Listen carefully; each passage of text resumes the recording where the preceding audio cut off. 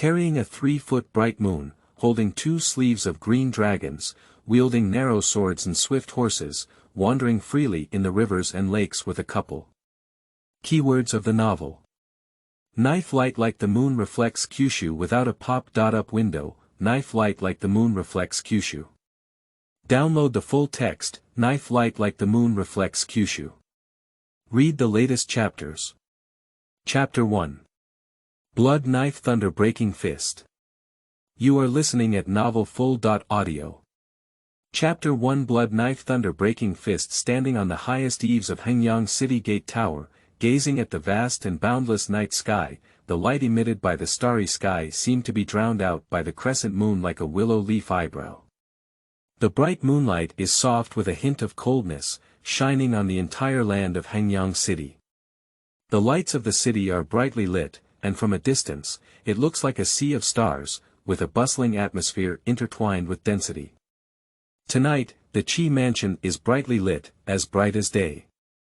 All the pavilions and towers in the mansion are decorated with lights and colorful decorations, creating a festive atmosphere.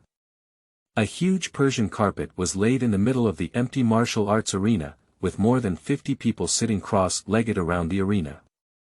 A young master with a purple robe and a golden crown sat in the center, with a huge screen standing behind him. It is said to be a picture of a fierce tiger descending the mountain by Wu Zibin, the first painter in the capital who is known as the descendant of the painting saint Wu Daozi. In the picture, a white-crowned tiger with hanging eyes stands tall on a towering pine tree, imposing and lifelike. Behind it, there are towering mountains and peaks, shrouded in clouds and mist. The 4 characters, Mighty Mountains and Rivers, are written in the upper right corner, making the young master's momentum even more extraordinary. The guests who came to congratulate you can be said to include all the celebrities and scholars in Hengyang City: Zhang Jifu, the father and mother of Hengyang City, General He of Yingyue Escort Agency, Zen Master Zhiguang of Shishan Temple, Lu Gang leader of the Yellow River Gang, Gong manager of Liuhe Silk Shop, and so on, all of whom are well-known figures in Hengyang City. Each person has a delicate short table made of golden nanmu in front of them. There is a copper fruit plate on the table, which is filled with seasonal fruits. There are also several blue and white porcelain dishes. Although the dishes are small in quantity, they are exquisite. Behind each person stands a maid who changes dishes at any time. On each table, there is a set of pure copper wine pots and cups carved with ancient tiger-shaped patterns. The famous Luyang drunk is truly worthy of its reputation, with a color like amber, lingering fragrance, and a sweet taste. Today is a great day for Duke Qi. Having a daughter of joy, we should celebrate it with all of you today. One of the 4 famous sons of the martial arts world and the wealthy and powerful second son of Qi, who wouldn't want to make friends with him. After all, the venue was limited, so the butler had to take the initiative and use his golden abacus to tease for a long time. He sorted out a list of invitations for the banquet, but in the end, only 50 invitations were issued. Otherwise, the gate of the Qi mansion might really be crowded out. In the middle of the martial arts arena, a graceful woman suddenly walked in, bowed to the second young master, and began dancing gracefully on the huge Persian carpet. But seeing the woman's bright eyes and white teeth, dyed with blue silk and ink, dressed in white like snow, her sleeves flowing like the wind, and her footsteps like flowing clouds, she was truly as graceful as a startled swan and as graceful as a wandering dragon. Everyone couldn't help but applaud in unison. A blind hunched old man embraces a pipa as accompaniment, with 10 fingers flying, and a piece of joy like rainbow, falling like pearls on a jade plate. The climax rises repeatedly, making one's heart skip a beat. The night was gentle, with 3 rounds of wine and 5 flavors of food. Many elderly people bid farewell to the second prince one after another, and Zhang Jifu and others also bid farewell early, citing their official duties the next day. At this moment, the dancing woman began to dance again with a lively and unrestrained movement, and the old pipa player's style also changed. The coordination between the two can be said to be seamless. The twisting range of the woman's movements gradually increased, showcasing her graceful posture to the fullest. Many men's eyes were already straight, greedily staring at the woman. As the dance reached its climax, the graceful woman suddenly drifted towards the young marquis sitting upright like a white cloud, with a smile on her face, exhaling like orchids, and her sleeves entwined around his neck like two water snakes. It seemed that she had a sudden urge to learn from the saying, when a maid lifts a delicate and powerless child, it is time to receive new blessings. Lord Qi remained calm and motionless, but his eyes began to squint. There are too many women who want to spoil him. It is said that they can line up from the east gate to the west gate, so it's not surprising. But suddenly a man in black stood between the two. No one saw where this person came from. But everyone quickly realized that this must be the close guard of the little marquis. They were like ghosts constantly surrounding the young marquis, as if they could appear at any time with just a spell from the young marquis. Today is just a ghost. He seems to have been there all along, never leaving. Like a javelin, standing straight, also like a wall, blocking her path to death. The graceful woman coquettishly exclaimed, "You're such a rough person who doesn't understand the charm." After speaking, a pair of jade hands lightly hammered the man in black's chest, as if complaining about his rigidity. His waist, as thin as willows, was like a lotus leaf dancing lightly in the wind, shaking and twisting, causing the man in the room not only to have his eyes straight, but also to drool. The woman chuckled and said, "I didn't expect the young marquis to be such a timid person. Even a delicate woman like me would be afraid." As she spoke, she wanted to bypass the man in black and continue on. Suddenly, the person in black flipped her right hand and clasped it around her left wrist, like a steel band. The woman couldn't help but instantly change color, trying to pull out her wrist but couldn't pull it out at once. I couldn't help but anger and say, "You're so bold. How dare you be so reckless?" before the young marquis even speaks. The man in black said expressionlessly, "Before entering the mansion, the butler had already warned you not to approach the marquis within 3 feet. Have you forgotten?" The woman couldn't help but squint her eyes slightly, and suddenly a cold light flashed in her eyes. She sneered, "The dogs raised by Marquis Qi are really different." After speaking, he punched the man in black directly with his right hand. Fist with strong winds, powerful and heavy, as fast as lightning. If it weren't for what I saw with my own eyes, who would have believed that such a delicate woman could strike such a domineering punch? The man in black didn't expect the woman's fist strength to be so strong that he had to release her and simultaneously pull out the belt to cut and dissolve the punch.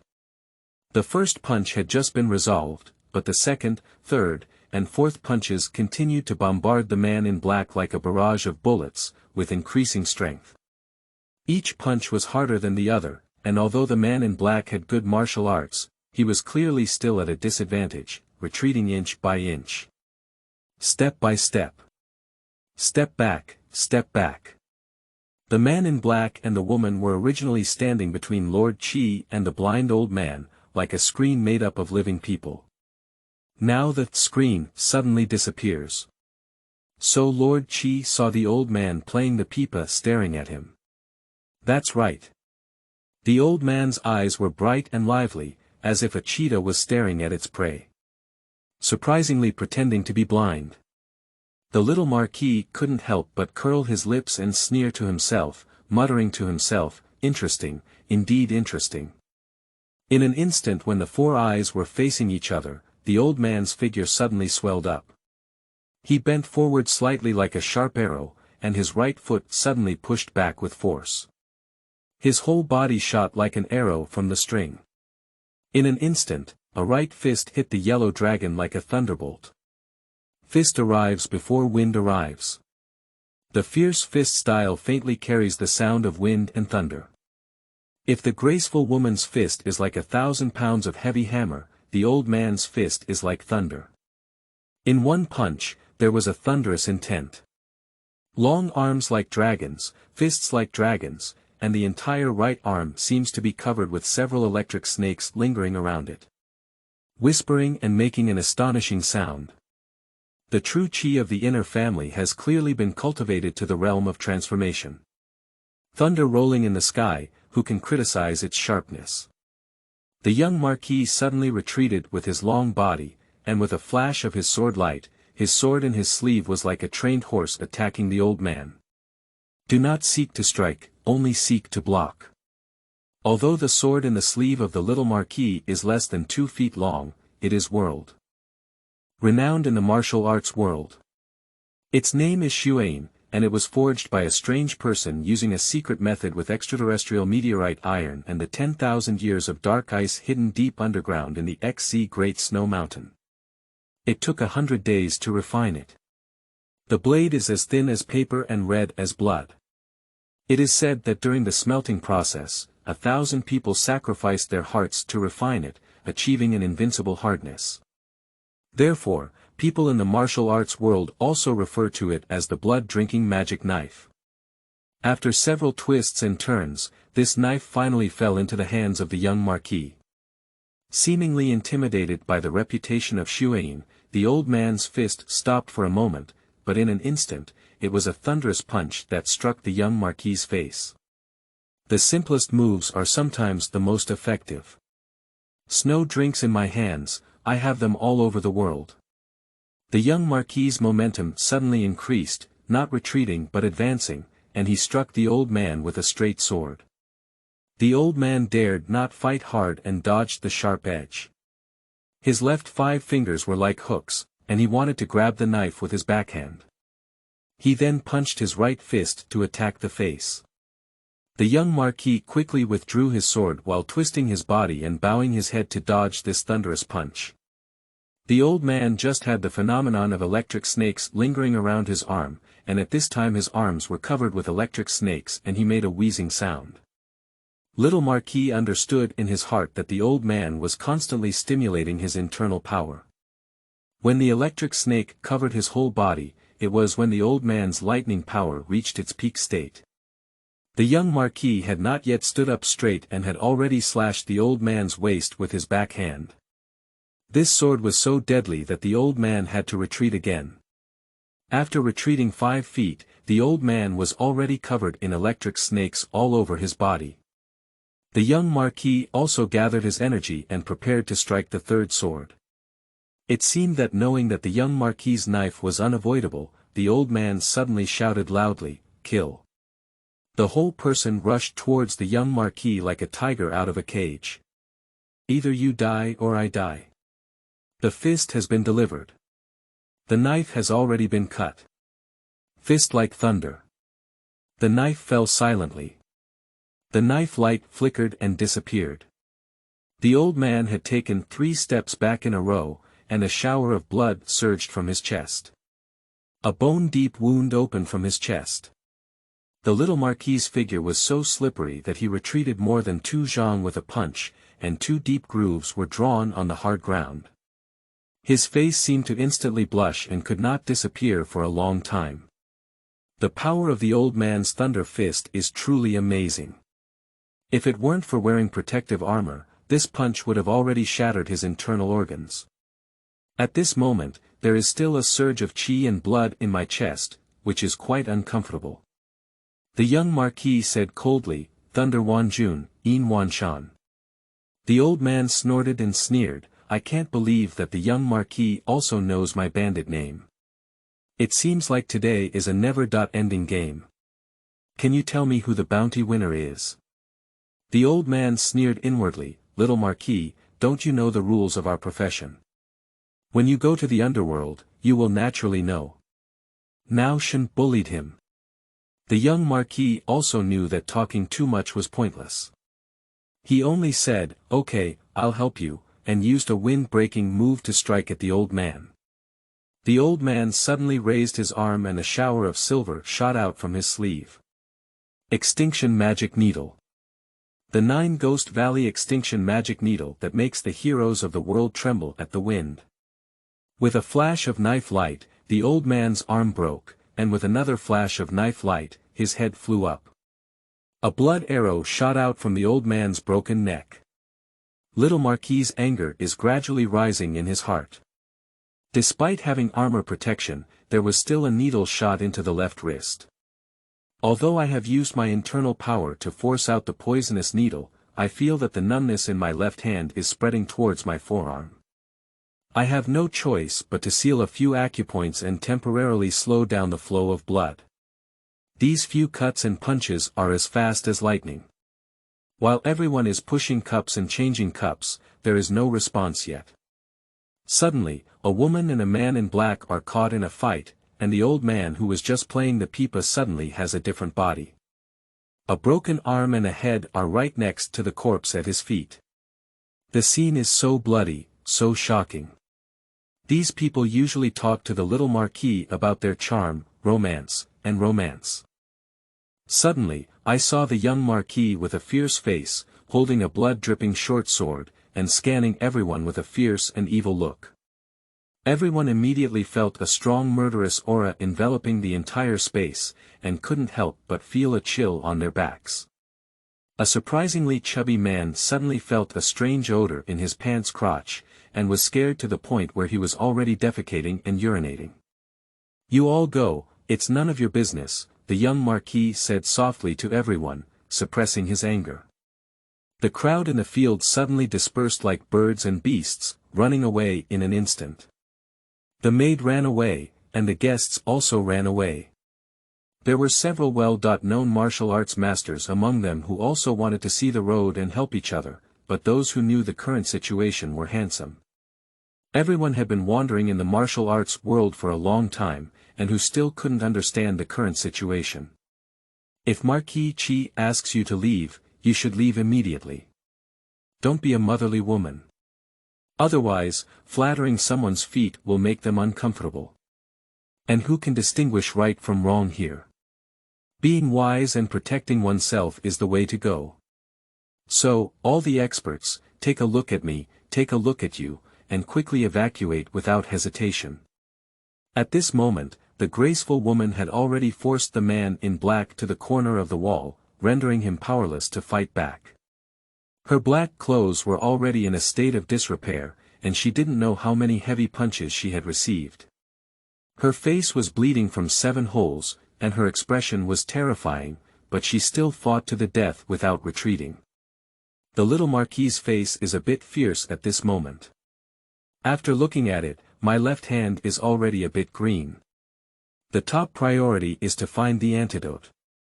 With a thud, the man in black fell to the ground with a muffled groan.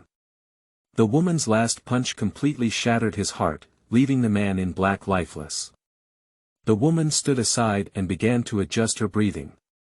The person in black was so difficult to deal with, almost exhausting all of her physical strength. Looking at the fallen man in black, the young Marquis remained expressionless and said calmly, "Your boxing skills are good." The woman said coldly, "Your swordsmanship is also good." The young Marquis stared straight into her eyes and said in a deep voice, "My patience has always been limited, and I have never been polite to women. If I give you another chance, you lie." The woman's phoenix eyes strayed at the young Marquis for a long time and sneered, "Humph, we have our own rules. You must have died of this kind of heart. Hee, I don't know who wants to kill you when I'm on the brink of death. Isn't that very unfair and cowardly?" Ha ha ha, ha. The young Marquis laughed back angrily and sneered, "Are you sure I can die?" The woman snorted coldly, "You can deceive others, but you can't deceive me.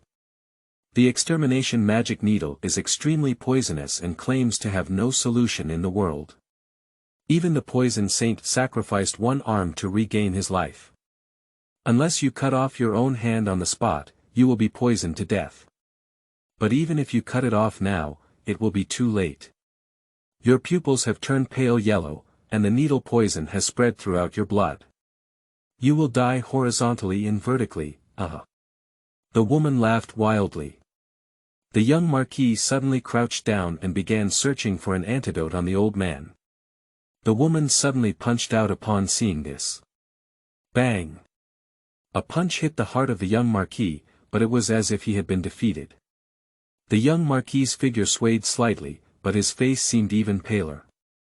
He ignored the woman and continued to search on his own. The woman laughed wildly and said, "Indeed, the black gold armor is on you.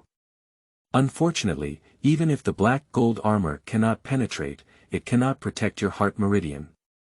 Ha ha ha, reckless use of true chi can only accelerate the poison emission, ha ha ha." Before the words could be finished, the young lord kicked the woman down with one foot. The woman covered her stomach in pain, causing her face to twist and deform, and she couldn't help but moan a few times. She was already at the end of a strong crossbow, and the 5-thunder divine fist she had just used was the most laborious. She lay on the ground panting for a few times, then slowly stood up, seeming to be shaky, with a blood stain on the corners of her mouth and bloodshot eyes. She clenched her fists and walked step by step towards the little marquis. I searched my whole body but couldn't find the antidote. Looking back, I saw the woman slowly approaching and intending to launch a surprise attack. I couldn't help but feel angry and start killing. With a flash of light, the knife had already entered its sleeve. The woman was about to take out a cloud-piercing arrow from her arms and call for support from her distant companions when she suddenly felt a chill in her waist. She knew it was not good, and slowly lowered her head to look at a red line suddenly appearing on her snow-white waist. The red line became thicker and the blood flowed faster and faster. Her face was bleak, and she said with resentment, "What a fast knife." Then the upper body suddenly fell down like a fallen tree, while the lower body stood upright. At this moment, the cries of "catching assassins" outside the door suddenly rang out from all directions, one after another, and in an instant, nearly 100 black-clad strong men rushed in. The leader is a burly figure with a colorful tiger embroidered on his black chest. As soon as the big man entered, he hurriedly said, "I hope you will forgive me for coming down late." After speaking, he knelt down on one knee and clasped his fists to apologize. The other guards also knelt on one knee, clasping their fists to apologize. The young marquis gently waved his right hand to signal everyone to stand up and said in a deep voice, "Old Lu, we will immediately investigate the origin of the assassin and quickly find the butler. I don't know where he went." The burly old man Lu responded with a voice, "Okay." However, his feet remained motionless. The young marquis's heart moved and he couldn't help but glance at him again, saying, "Why haven't you gone yet?" Old Lu said, "Young marquis, it's easy to find an assassin, but your injury needs to be treated as soon as possible. Otherwise, once the poison gas attacks your heart, it will be difficult to cure." His concern was expressed in words. The young marquis looked at old Lu quietly for a while, his eyes narrowed into a slit, and then glanced at the martial artists behind him. "Old Lu, have you been at my mansion for 7 years?" Old Lu seemed surprised and didn't expect the young marquis to ask this question. He hurriedly replied, "It's not exactly 7 years. I treat you well, don't I?" The little marquis still squinted his eyes, but a cold light flashed in his eyes, and old Lu's heart trembled. Is it possible that the young marquis has already become suspicious? "Marquis has always treated me well," he replied with a firm face. "Where did you go just now?" "The butler asked us to patrol various places before we arrived here." "The butler." The young marquis suddenly smiled at the door and said, "Hee, I guess it was you who arranged it." "Indeed, it was you who arranged it." Everyone instinctively looked out the door, and old Lu instinctively looked out the door as well. The door was empty. Old Lu screamed inwardly, "It's not good. He's retreating backwards." Before retreating, he seemed to see a brilliant blade flash by. With a loud bang, a burst of red flames exploded instantly, and a dazzling light flashed through. Immediately, a thick white smoke filled the courtyard, and I couldn't see my fingers when I reached out. Amidst the thick and thin smoke, old Lu shouted loudly, "Everyone, hurry up, don't let the little marquis run away." Suddenly, he let out a miserable scream, "My waist! My waist!" The scream was mournful, and after 3 breaths, there was no more sound. End of this chapter. Chapter 2. Underground Palace Treasures. You are listening at Novel Full. Audio. Chapter 2 Underground Palace Treasures. The young Marquis threw a fog-hidden red flame bullet, and took advantage of the chaos to hide in the secret passage. If it weren't for carrying this precious gift from a friend of the Japanese island country's IGA sect with him, the young Marquis would find it extremely difficult to leave with his whole body. Old Lu has clearly defected without a doubt. Arrived neither early nor late, and surprisingly indifferent to what he said. No one except the female assassin knew about his poisoning, but old Lu actually directly tested him to see if he was poisoned. The young Marquis suddenly had a murderous intent in his heart, wanting to turn around and kill all these little birds of a feather. Unfortunately, with his current physical condition, if he wants to unleash his ultimate kill, he can only make up to 3 cuts. After 3 cuts, one will inevitably exhaust their strength and die. I almost exhausted my internal strength to protect my heart pulse. Soldiers are expensive and speed is not suitable for long. Let's fight quickly and make quick decisions. It's better to make a mistake than to let go. So before retreating into the secret passage, he casually stabbed old Lu in the waist, leaving no room for future trouble. Even someone like Lao Lu, who has been with him for 7 years and has gone through life and death, can betray him, and other members of the Tiger Hall do not report any illusions. Most likely, they have also defected to the other party. A clear spear is easy to dodge, but a hidden arrow is difficult to defend against. It seems that someone is playing a big game in the dark, and this game has been carefully planned for many years. This year is ready to end. I only blame myself for being too reckless. In recent years, it has been too smooth sailing, and I have become a bit reckless. Today's opening scene was very exciting, almost leaving him dead on the spot. The increasingly exciting play seems to be still ahead. As long as you haven't died yet, surprises will surely emerge one after another. The martial arts world has just been calm for a few years, and some people are starting to be restless again. Who is causing trouble? One face after another kept flashing in my mind. Sitting by the well, lost in thought, I suddenly felt dizzy and my body shook. Immediately, he quickly took out a porcelain bottle from his pocket and took the last pill. At the same time, he took out a pocket gourd and took a small sip of medicinal wine to dissolve the pill. The pill taken is called Huanshan, which is said to be a unique medicine developed by Gong Sunming, the master of the previous Medicine King Valley, after 10 years of hard work. It uses 7749 precious heavenly and earthly treasures to refine for 90.9 to 80.1 days, resulting in a furnace of 13 pills. On the day of the completion of the pill, the wind and clouds changed color. Gong Sunming surprisingly took 7 Huanshan pills in a row and his martial arts skills improved by leaps and bounds. He then became extremely wild and launched a killing spree in the Medicine King Valley. Seeing his disciples run away in fear, with no one to kill them, he ran out of the Medicine King Valley and killed anyone he saw. In the end, he was surrounded and killed by nearly 100 experts from the 5 major sects in an unnamed valley on Yingyue Mountain. This battle suffered heavy losses, with almost every faction sacrificing at least 5 experts. The Kongtong sect was already understaffed, bringing in a total of 8 people, but 7 of them died in one fell swoop. After this battle, they almost fell into the predicament of a second-rate sect. The 5 divine pills left by Gong Sunming have caused countless bloody storms in the martial arts world since then. Just because it is rumored that taking this pill can prevent all kinds of toxins from invading and increase one's skill level by 20 years. The incredible divine power that Gong Sunming unleashed before his death is a living proof. Who is not a hero in the world crazy about it? Another even more maddening aspect of this pill is that the divine pill is as hard as iron and does not dissolve when ingested. It must be taken simultaneously with the golden dragon gall to melt the divine pill and absorb it for use. Otherwise, even if consumed in the stomach, there is always a risk of being taken by someone else. The so-called golden dragon is said to be a golden python that has survived for 500 years.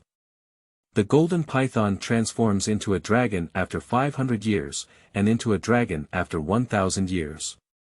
After transforming into a dragon, the head bears 2 horns, and the belly bears gentian. After transforming into a dragon, all its horns, claws, and fins are complete, allowing it to cross and ascend. Legend has it that 50 years ago, the great demon lord, who claimed to be the best in martial arts in the world, once captured the golden dragon. However, at that time, the divine Dan had not yet been refined, and the golden dragon gall was neither seen nor known for its value. It turned out that no one had been interested in it for many years. Until the emergence of the divine pill 20 years ago, news of the miraculous effect of the golden dragon gallbladder on transforming the pill disappeared without a trace, and the entire martial arts world was once again boiling. The brutal battle for the dragon gallbladder also lasted for many years. Looking at the empty medicine bottle in his hand, the young marquis couldn't help but feel 1,000 emotions. He actually has 3 Huan Shendan pills that people dream of, and he just ate them all, not a single one left. He also has the golden dragon gall that others are fighting for, and the medicinal wine in the gourd, which he just drank. But he had no joy at all and still frowned. The medicinal effect of the divine pill is undoubtedly incredibly magical. The deadly poison of the extinct magic needle, which is claimed to have no solution in the world, has not spread again, but it has not been alleviated. He urged his true qi to travel throughout his body and discovered a frustrating reality. Toxins can be reduced, but they come at a great cost. On the basis of taking the Huan Shendan, it is feasible to use strong internal power to force out all the toxins. However, as the toxins decrease by 1 point, the internal power consumption also decreases by 1 point, and it cannot be restored. In other words, the day of detoxification is also the time when martial arts are exhausted. The extinction magic needle is worthy of being called the poison of the world. After all, it's still unsolvable. It can be said that the battle between the medicine king and the poison saint through generations is still dominated by the poison saint. The young marquis could not help sighing, stood up and walked to the Chenghuang temple. The exit of the secret passage is in a well in the backyard of the Chenghuang temple. The secret door is opened on the side wall of the well. Looking down from the outside of the well, you can only see the black paint. Who would have thought that there would be another hole in the well? It is currently midnight. The moon is bright and the stars are sparse, and everything is quiet, as if there are waves of vague frog sounds floating in the wind from afar. A little beggar was sleeping soundly in front of the statue niche of the city god when he suddenly woke up. As soon as I opened my eyes, I saw a young gentleman sitting in front of me staring at him. Rubbing his eyes, he seemed to have some disbelief that he would come to this place at this moment. The little beggar was about 14 or 15 years old. Although his face was dirty and his clothes were covered in a few pounds of mud, it was vaguely evident that he had a beautiful appearance. The little beggar widened his eyes and exclaimed in surprise, "Little Marquis. Why did you come here in the middle of the night?" The young marquis couldn't help but smile bitterly, his breath slightly weak, and he said, "There's something I need your help with, but it's a bit dangerous. I wonder if you dare." The little beggar sat up straight and looked at the young marquis. "You came here in the middle of the night to ask me to help you. Are you not drunk?" The young marquis said with a smile on his face, "Why? Are you afraid?" The little beggar let out a sigh and said, "What am I afraid of? Tell me. Please make sure it's not as good as a fierce general." The young marquis felt happy in his heart, but said with a serious expression on his face, "Okay, I'll tell you." As soon as the little beggar saw his serious face, he couldn't help but straighten his body and stare at the young marquis with a respectful expression. Watching the little beggar pretending to be serious, the little marquis almost wanted to laugh again. The two of them met by chance at a temple fair and had a quarrel over a trivial matter. They refused to compromise until the little beggar gave up due to physical exhaustion and insufficient verbal abuse. The little marquis cursed profusely, but in the end, he was willing to give up and invited the little beggar to Wangjiang Tower for a big meal. In fact, the little beggar was only about 10 years old back then. Due to the crowded temple fare, the little marquis squeezed out the beggar's super feast of 3 beef buns. The little beggar opened his mouth and started cursing. In fact, the young marquis was feeling proud and in a very good mood during his love life. Not only was he not angry, but he even had a sudden urge to curse at the little beggar. It is said that those who were fortunate enough to see the two of them scolding each other back then said that the scolding battle was extremely exciting. From noon to evening, the two sides fought fiercely in the dark, and the little marquis became more and more brave as he fought. Until the little beggar was fought to the point where he was starving and unable to stand up. A few years have passed in a blink of an eye, and the two of them have actually become close friends. Everyone thinks that the little beggar is a homeless child without a father or mother, illiterate and idle all day long. Now that he has had bad luck, he unexpectedly falls on the big tree of the little marquis and can enter and exit the gate of Qi Mansion at any time. More often than not, jealousy is mixed with contempt. Only the little marquis knows that the little beggar is not a vulgar person. There are too many secrets hidden in him. For example, the little beggar has actually read many books and must have had martial arts from elementary school.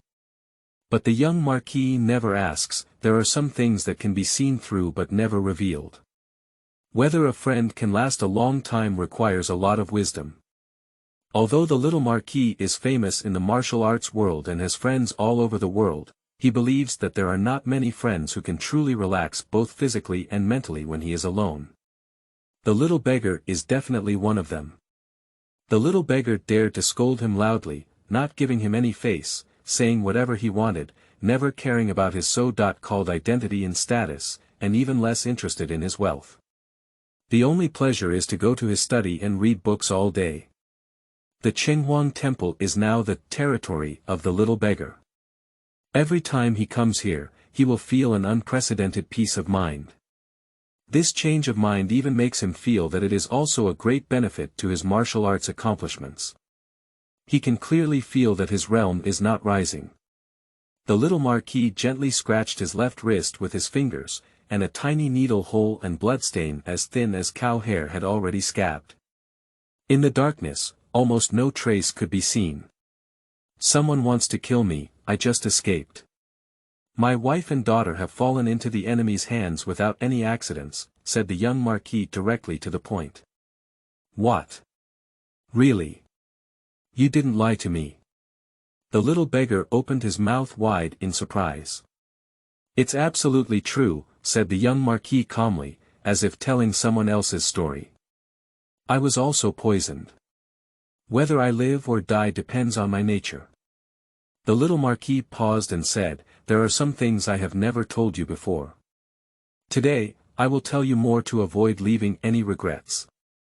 Actually, you may have known for a long time that I am not the real marquis. The reason why others call me the little marquis is mainly because of my elder brother. Back then, my great-grandfather was awarded the hereditary first-class Marquis of Shanghai for his meritorious service from the dragon. He is a genuine marquis. In my generation, my elder brother is the eldest son and grandson who can inherit the title, and I do not have a title. Because of my elder brother's marquis title, my friends in the martial arts world all respectfully call me the little marquis. The little marquis is actually. It's just a pseudonym. I mean, no wonder the plaque hanging on your front door is Qi Mansion, not some marquis mansion.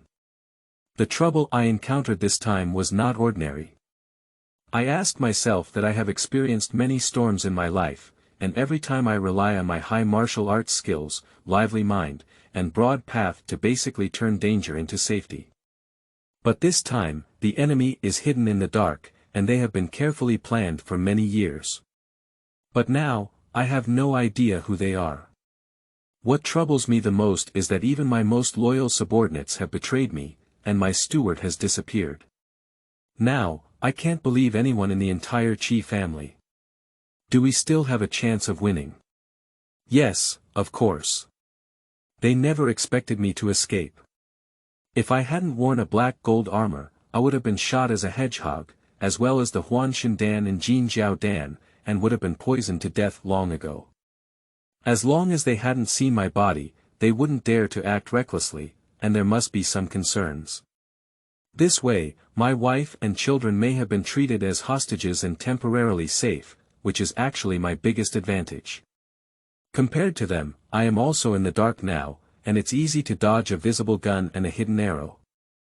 As long as I don't show up for a day, they will never be able to sleep well. What they are most concerned about now is my whereabouts. What can I do to help? You are too important.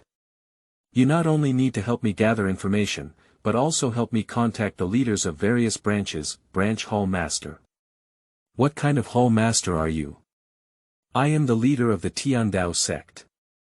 There are a total of 4 bright, 8 dark, and 12 sub-halls in the Tiandao sect. 11 sub-halls are out of town, and only the Tiger Hall is stationed next to me. The Tiger Hall no longer exists. Among the remaining 11 sub-halls, the Divine Dragon, Red Sparrow, and True Martial Arts are the Bright Hall, which may be infiltrated by others or still loyal to me. However, I dare not take it lightly now and can only prioritize the people in the Dark Hall. When the people in the 3 great Bright Halls are suitable, you can help me test them. For safety reasons, you cannot directly reveal your identity in the Dark Hall. It is better to endure until it is absolutely safe. Why not report to the official? If the young master knows, he can openly investigate the mastermind behind the scenes. Perhaps the emperor will also personally inquire. Where will those people go then? You have read too many miscellaneous books, and some things cannot be solved with great fanfare. It will only scare the grass and the snake, and even make meaningless sacrifices. The young marquis looked at the moon and sighed. Those assassins are not ordinary assassins at all. One is the Thunder Wanjun Yin Wanshan, and the other is the heartbreaking Witch Lu Qingcheng. There was originally a third assassin who did not dare to appear in the dark, and it is probably Yin Wanshan's head that scared him out of his wits. Although I survived this time, even if I didn't die, I would still be a useless person. There are some things that I didn't want to tell you, and I'm afraid the more you know, the more you will become useless. It's dangerous. But if I don't say it out loud, I feel really uncomfortable holding it back. Then tell me, I'll just pretend I haven't heard of it, and I'll be careful in the future. In fact, there is an underground palace in Qi Mansion, which contains many treasures. End of this chapter. Chapter 3. Wujin Jia Yingyue Knife. You are listening at novelfull.audio. Chapter 3. Wujin Jia Yingyue Knife Underground Palace. Treasure. The little beggar was somewhat surprised. You may not know that the place where I live used to be the temporary palace of our ancestors' uprising. What? A temporary palace. Before Emperor Taizu proclaimed himself emperor, he lived in this place and only moved his capital to the capital after he pacified the world. That year, Emperor Taizu built a huge underground treasure trove of gold and silver, including knives, guns, arrows, and crossbows, as well as various rare treasures. Have all these treasures been moved to the capital? Has the underground palace been empty long ago? All the gold and silver were moved away by Emperor Taizu. Isn't the underground palace just an empty shell? No time, except for gold and silver, military equipment, many other good things are still left in the underground palace. The little beggar's eyes lit up and he said, "What is it?" The little marquis said calmly, "In addition to the martial arts secrets and some divine weapons of the major sects in the world, there are also many antique jade artifacts. The most important ones are 3 maps. One is the terrain map of the mountains, rivers, and passes in the world, the other is the defense map of the 3 rivers and 4 seas, and the location map of the world's gold and stones." The little beggar exclaimed in surprise, if anyone had these 3 pictures, they wouldn't have rebelled. Not bad. Mastering these 3 major maps will give you the capital to compete for the world, whether to attack or defend. Not only is it a safe bet, but at least it's also a guaranteed victory. Why doesn't the emperor keep these East XC in the palace? Isn't it safer? Putting it in the palace is actually the most dangerous, because all the high-ranking imperial families and relatives are in the capital, and the relationships in the palace are even more complex. A eunuch or a palace maid may steal the throne. Moreover, some imperial concubines who are close to the water are the first to win the moon, especially those whose father and brother hold heavy troops in the army are the most dangerous. Placing the map in the underground palace is actually safer because few people know this secret. The entrance to the underground palace is now only known to me, and there are many mechanisms inside. Any slight mistake will lead to no return. After a pause, the young marquis continued, those who knew this secret back then. There are only 4 people besides Emperor Taizu, and only 3 close courtiers, Shang Wanqiu, Di Bin, and Li Dequan, know about us as the ancestors of the Qi family. Isn't it possible that only a few people know about such a large project? Maybe. How could it be possible?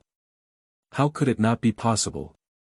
I think with the scale of an underground palace, it's impossible to complete it without tens of thousands of people spending years, right?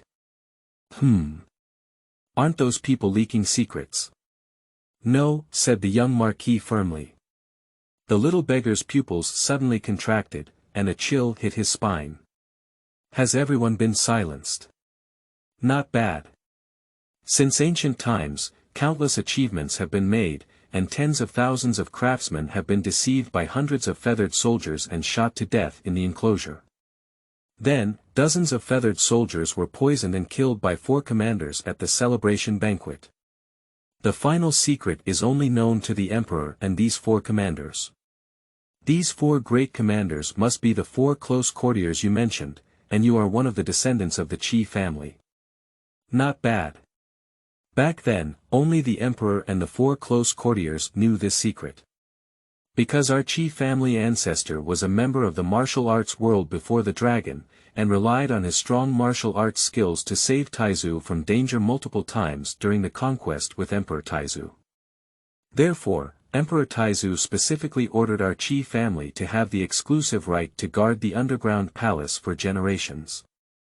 The other 3 families all had self-awareness and strongly supported it, and they all made a poisonous oath in front of Taizu to bring the secret of the underground palace to the coffin. However, it seems unclear which old man it was intentionally or unintentionally. In short, there was a leak of information. I guess after so many years of forbearance, his descendants. The descendants of generations have finally lost control of their ambitions and become restless. However, I estimate that person also does not want this secret to be known to more people. As the saying goes, there are more wolves than meat, and he is also afraid that others will take the lead.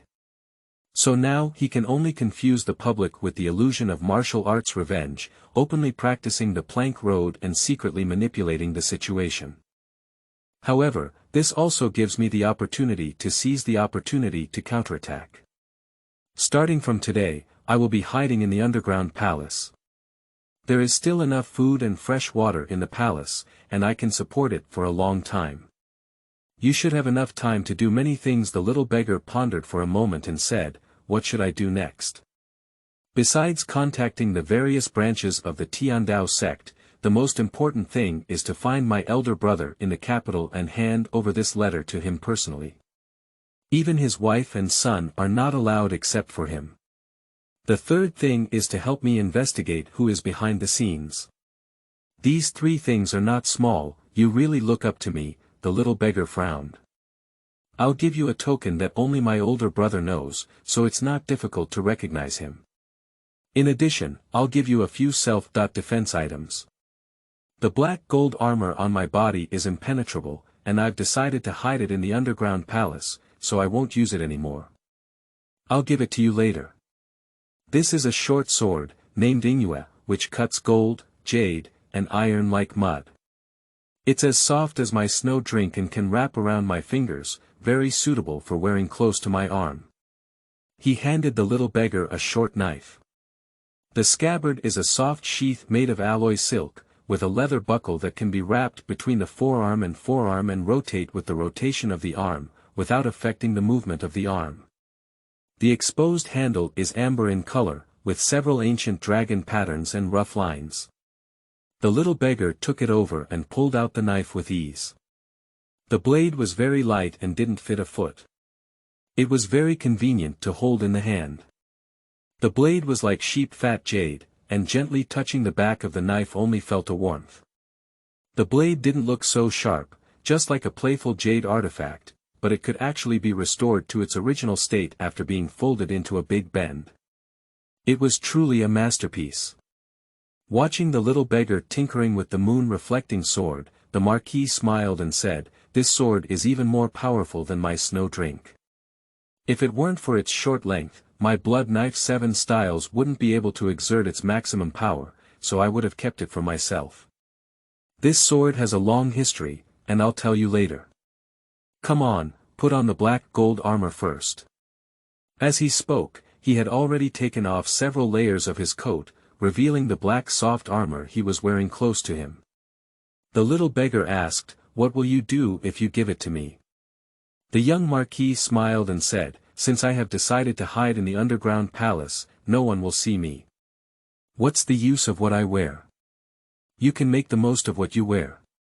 After putting it on, I only feel that the soft armor is very flexible, tightly adhering to my skin as if it has merged with it, and the breathability is also very good, feeling extremely refreshing."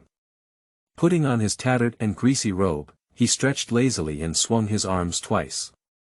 The little beggar felt nothing unusual and couldn't help but sigh, "It's really magical, as if nothing doesn't affect it." Of course, the main material of this set of black gold armor is black gold silk, which is not found in the Central Plains.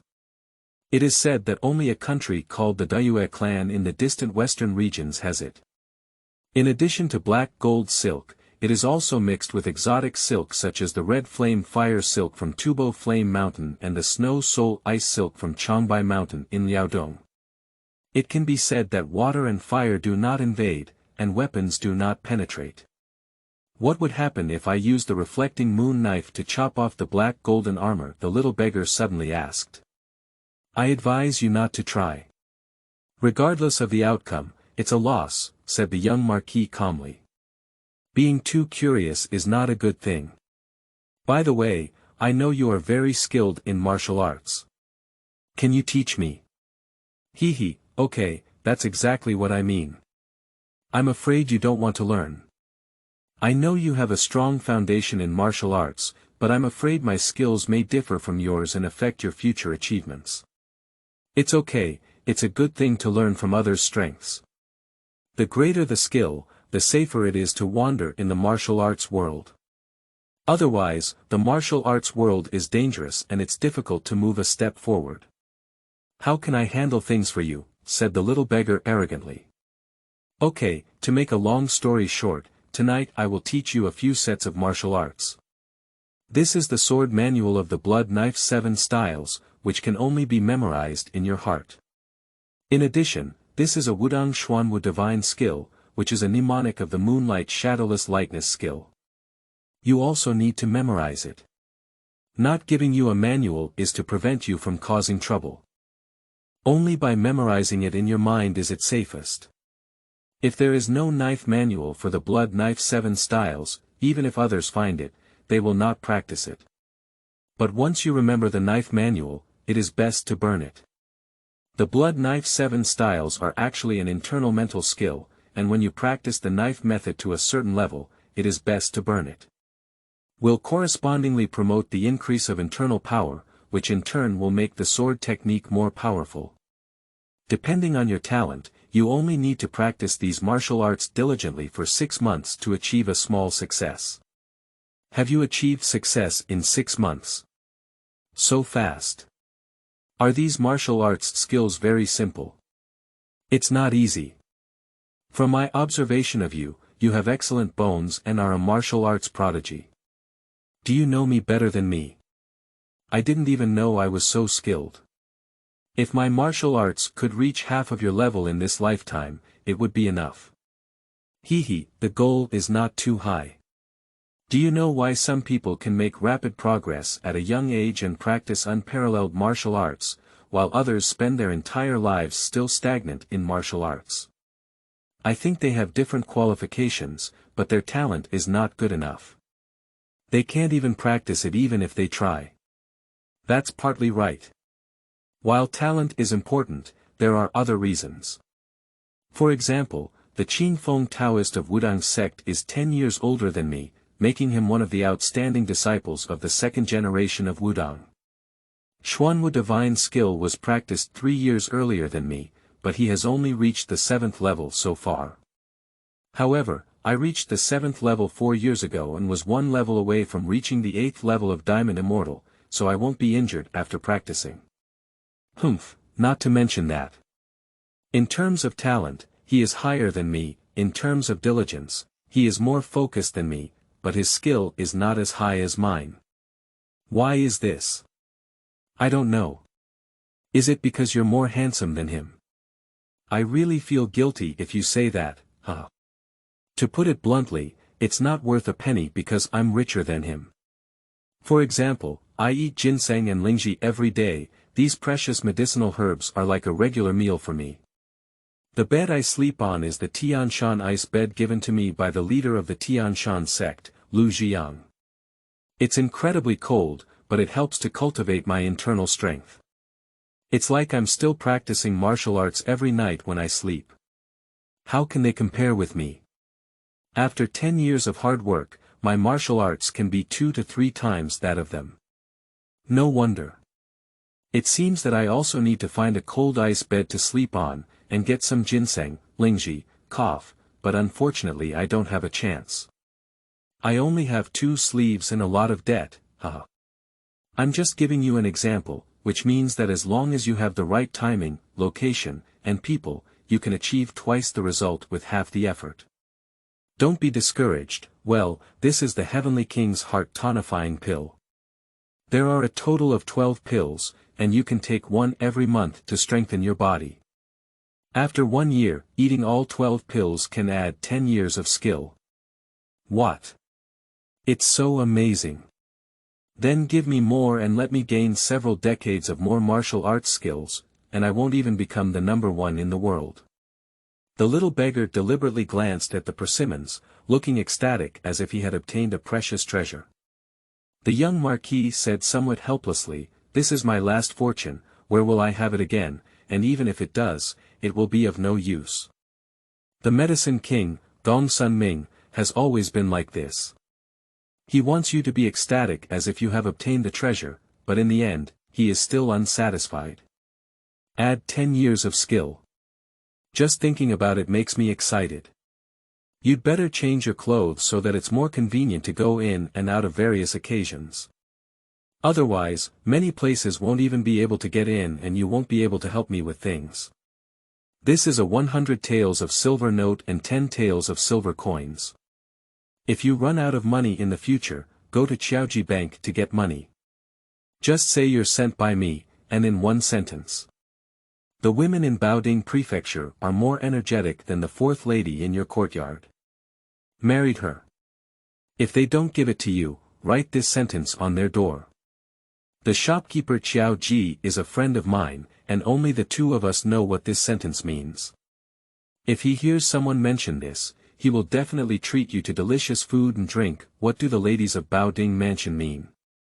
This is not the point is that all my silver is with him. If you don't want to be hungry, you have to find him. The young marquis continued to extend his index finger and shake it. Going to beg for food again is not acceptable. If I don't beg, I won't beg. Starting from today, I will officially wander the world and never come back until I make a name for myself. Don't, having ambition is a good thing, but when you should come back, you still have to come back. Don't you know that I've been waiting for you here? That's right, The sky is about to break, I need to leave immediately. Remember that the martial arts world is dangerous, and you must be careful again. I understand. You should go back first and come back at this time tomorrow. Why doesn't there be any sadness of parting? Maybe when you can meet again after you leave, I really can't bear to part with you. I can't stand you anymore, my flesh is numb. The little beggar also felt a bit sour in his heart. He saw that although the young marquis looked cynical, there was a clear mist in his eyes, almost dripping out. The young marquis repeated several times the method of transmitting messages between the two sides, confirming that the little beggar had repeated it accurately before he could feel at ease. These days, I have come here every night at midnight to meet you, and I will try to explain the difficulties of these sets of martial arts to you in detail within 3 days. Okay, the little beggar said solemnly. Let's go first. The little marquis clenched his fists and turned around, jumping onto the eaves and disappearing into the darkness in the blink of an eye. The little beggar stood alone in the wind, gazing into the distance. End of this chapter. Chapter 4. White Crane Taoist. You are listening at novelfull.audio. Chapter 4. White Crane Taoist. A young man in green clothes, around 14 or 15 years old, rode a green donkey slowly along the official road, with a string of bells tied to the donkey's head, clanging incessantly along the way. The young man travels northward from Hanyang City. Whenever he passes by a place with famous scenic spots and historical sites, he must first visit it. It is better to travel 10,000 miles than to read 10,000 books. Now the boy has a quite loud name, called Feng Jiuxiao. According to the little marquis surnamed Qi, since you have no name or surname, why don't you call yourself Feng Jiuxiao? Feng travels in Jiuxiao with great momentum and good luck. The young man asked why it's not called Long Jiuxiao, isn't it more auspicious? More imposing. The name Feng Jiuxiao is too feminine. After listening to this, the little marquis's eyes wandered incessantly for a long time, making the young man feel that the name of the little marquis was full of a conspiracy flavor, and he was determined to change it. In the end, the young marquis had to admit that his name was not successful and try to choose a good name. However, before studying other names, he insisted on telling a story and then studying the name after finishing the story. The young man had no choice but to wash his ears and listen to his stories for a long time, such as the phoenix seeking its phoenix and the rebirth of nirvana. As long as the young man remained silent, he would continue to speak until he finally had to admit that the phoenix character was full of masculinity and very manly, and the two characters Jiuxiao were extremely powerful and excellent. Only then did he finally stop telling the story. Although the young man recognized this plant, he still felt a bit uneasy in the end. He originally wanted to choose a more resounding and catchy name, such as Dragon Batian, Thunder Shock Tian, even if it's called Wang Tiger, it's full of power. So in the future, when others recite his name, it will be so loud and catchy. Fortunately, the three characters Feng Jiuxiao didn't sound too unpleasant either. The young man pondered for a moment and decided to use them before finding a better name. We are about to enter the western border of Hunan. The young man has already made plans. He will first go to the Longhu Mountain Heavenly Master's Mansion and then go to the Qianyuan branch of the Tiandao Gate to secretly investigate the situation. The Qianyuan branch hall is not far from Longhu Mountain, one is in Yingtan City and the other is in Guishi County, both of which are only a few dozen miles away. On the left side of the official road is a continuous small mountain, verdant with trees, including tall pine trees and short shrubs. On the right side is a crisscrossing wheat field, with willow trees planted every 3 zhang on both sides of the road, stretching endlessly. At this time, it is midsummer, with pine forests like the sea and wheat and rice like waves. Breezes of fresh air pass by my ears, and white clouds drift across the sky at the far end of the mountain. At the foot of the mountain, there are scattered grass houses emitting wisps of cooking smoke. I can't help but feel the picturesque scenery and be intoxicated by it. Sniffing the fragrance of wheat, the young man suddenly frowned and his ears moved slightly. He listened attentively for a while, and his heart was clear. More than 10 people were moving rapidly in the jungle on the hillside ahead. Although they were still 50 feet away from him, he could hear them very clearly. The young marquis saw that the young man was a martial arts prodigy and even said that he had exceptional talent. The young man had been humble once, but never again. He knows he has a great talent for martial arts. This is an innate talent. All kinds of martial arts are easy to learn and refined at first glance, but the only innate weakness is that one is too young and has too little time to practice. If the young marquis knew that the young man had broken through the third level of Xuanwu divine arts within 3 months, his knowledgeable experience would also shock his chin. It's really too fast. Xuanwu divine skill is truly the authentic mental technique of the Xianmen sect.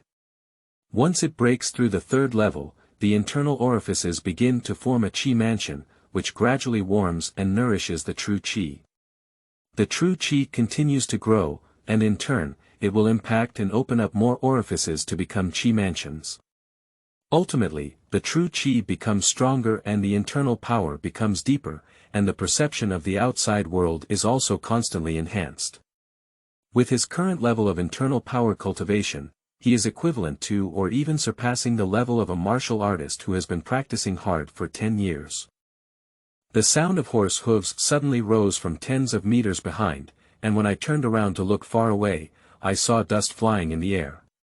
A group of 4 riders, 3 men and 1 woman were galloping their horses from far to near.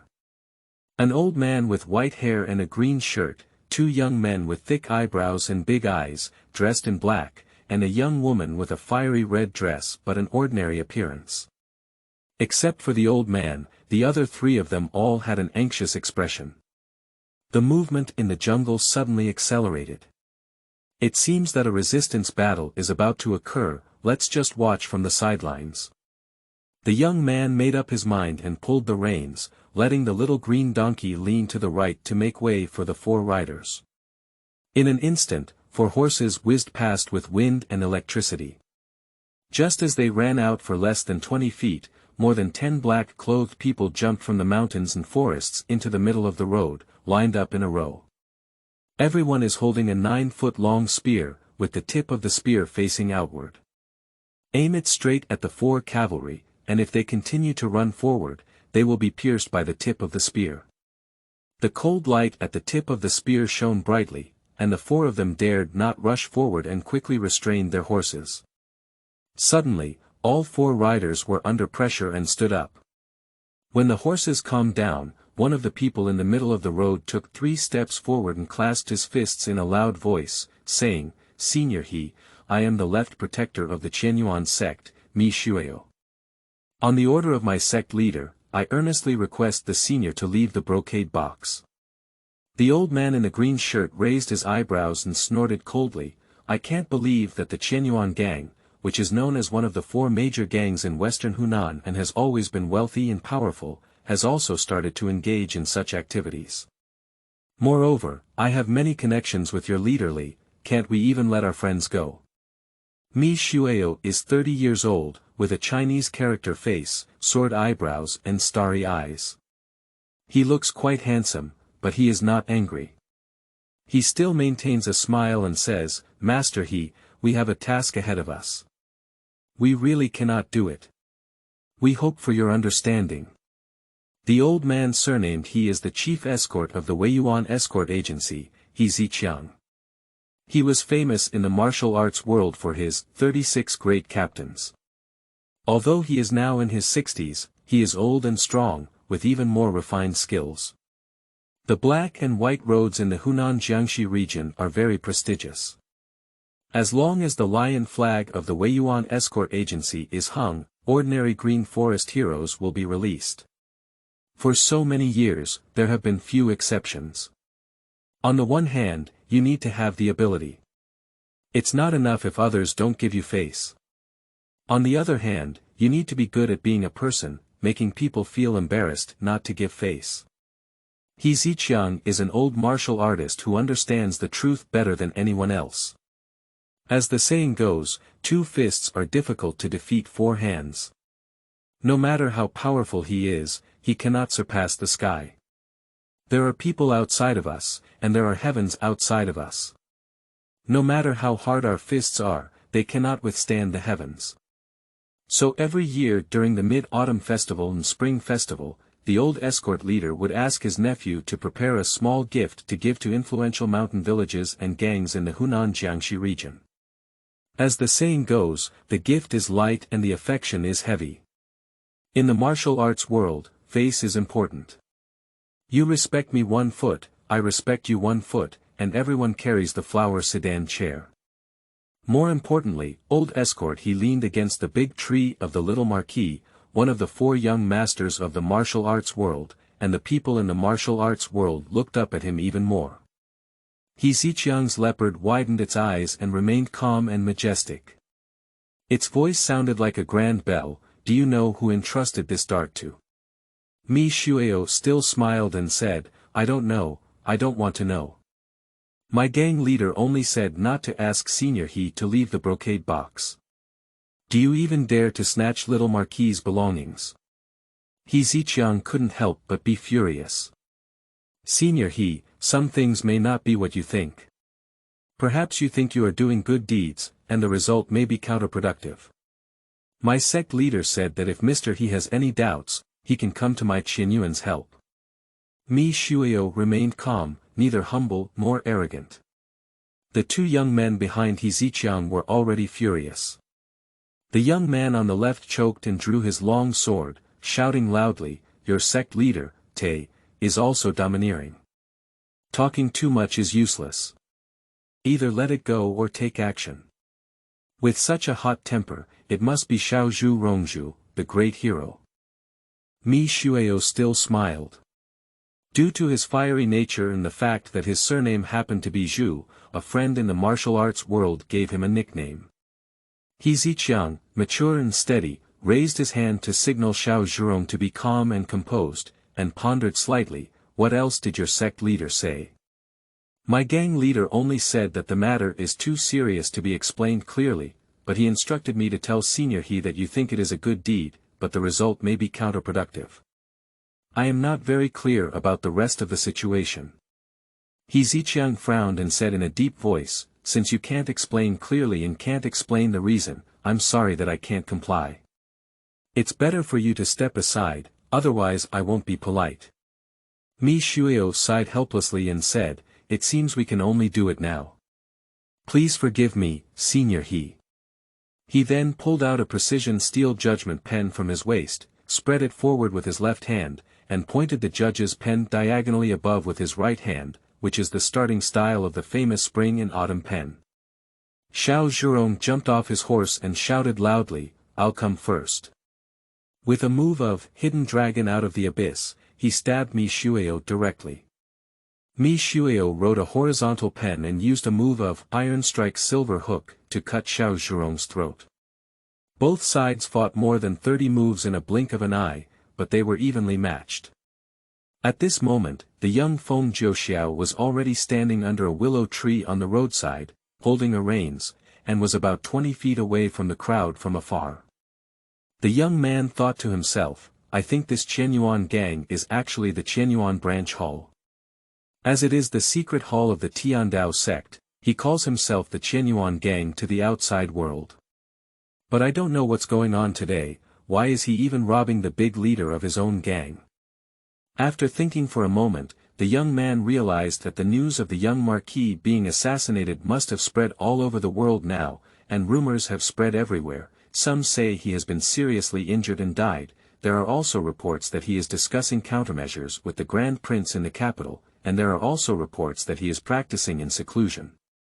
In short, the little marquis has not appeared for a long time now, so it cannot be ignored. Moreover, the changes in the whole mansion are too great now, and the situation is becoming increasingly eerie. The security is even stricter than before. In the past, there used to be no one guarding the main entrance, but now there are 5 steps, 1 post, and 10 steps, 1 sentry post. In name, it is to strengthen protection, but some discerning people have also noticed something strange. Since the assassination incident in the Marquis's mansion, the family members have never come out again. In addition, any family member from the mother's family who comes to see the lady must undergo strict investigation before being allowed to pass. This is understandable, but one cannot meet the lady alone. At least 4 maids stand next to each meeting with the lady. Not even the wife's own sisters. Such precautions seem a bit excessive. Madame only said that it was the butler who did it to protect himself and the child, and it was not allowed. I hope everyone understands. And a guest who was familiar with the butler questioned where the butler and the young marquis had gone, and why the marquis's mansion had changed from top to bottom, exuding a sense of strangeness everywhere. The butler just smiled and didn't say anything, then said, "If you have nothing to do, please come back." Feng Jiuxiao knew that the young marquis was hiding underground in the marquis's mansion. Based on the current situation, there is no doubt that Madame has been placed under house arrest. The butler has either defected to the enemy, or is a taboo and has to compromise. Regardless of the situation, the butler still nominally controls all matters of the marquis's mansion. In the current situation of the young marquis, it is impossible for him to come out and meet people, so He Ziqiang said that the escort entrusted by the young marquis was impossible.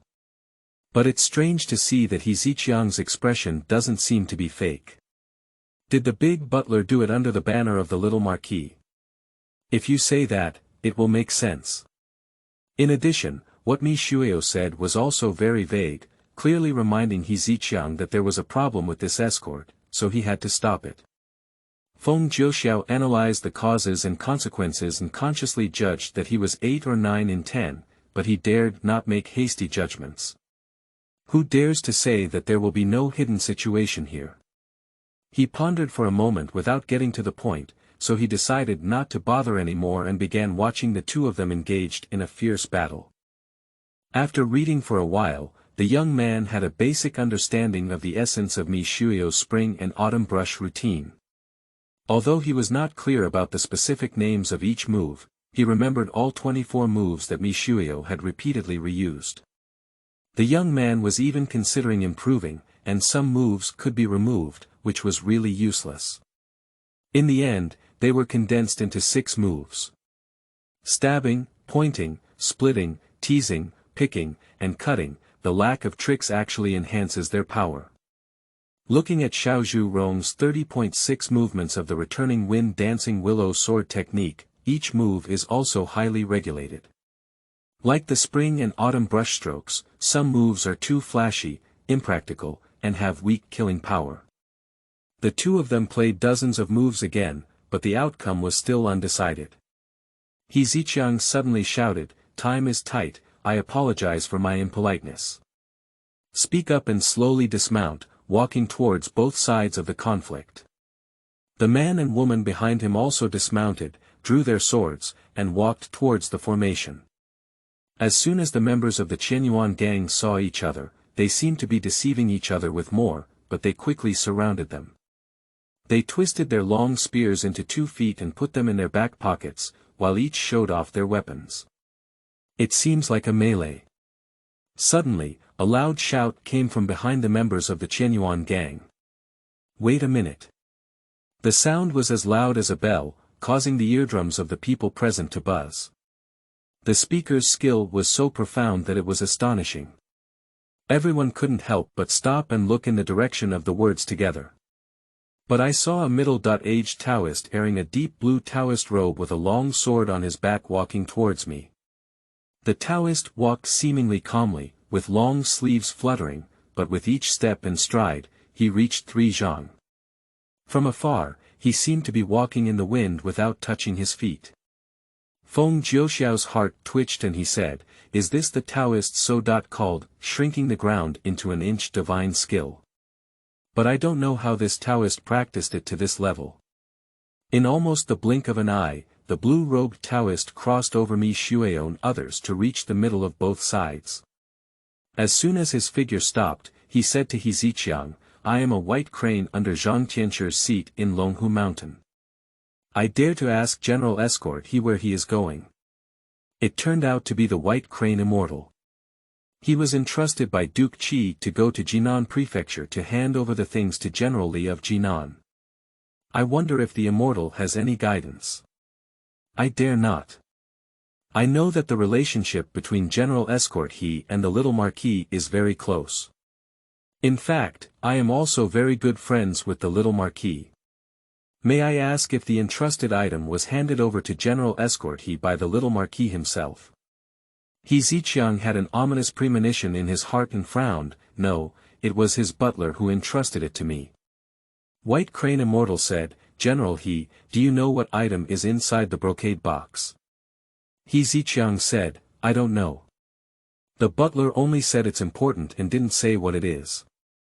He also emphasized the importance of the matter, which is related to the lives of hundreds of people in the entire family of the little Marquis. Except for General Li, no one can see it. White Crane Immortal's face was solemn and he said in a deep voice, General Escort He, if I'm not mistaken, the things inside the brocade box are not what little Marquis put in, but what others prepared under his guise. Not only can they not help little Marquis, but they may even harm him. He Ziqiang's face changed and he tried his best to suppress his anger, saying, Taoist Baiha, you can't speak recklessly. According to your opinion, I am assisting the emperor and intentionally harming the young Marquis. Is that okay?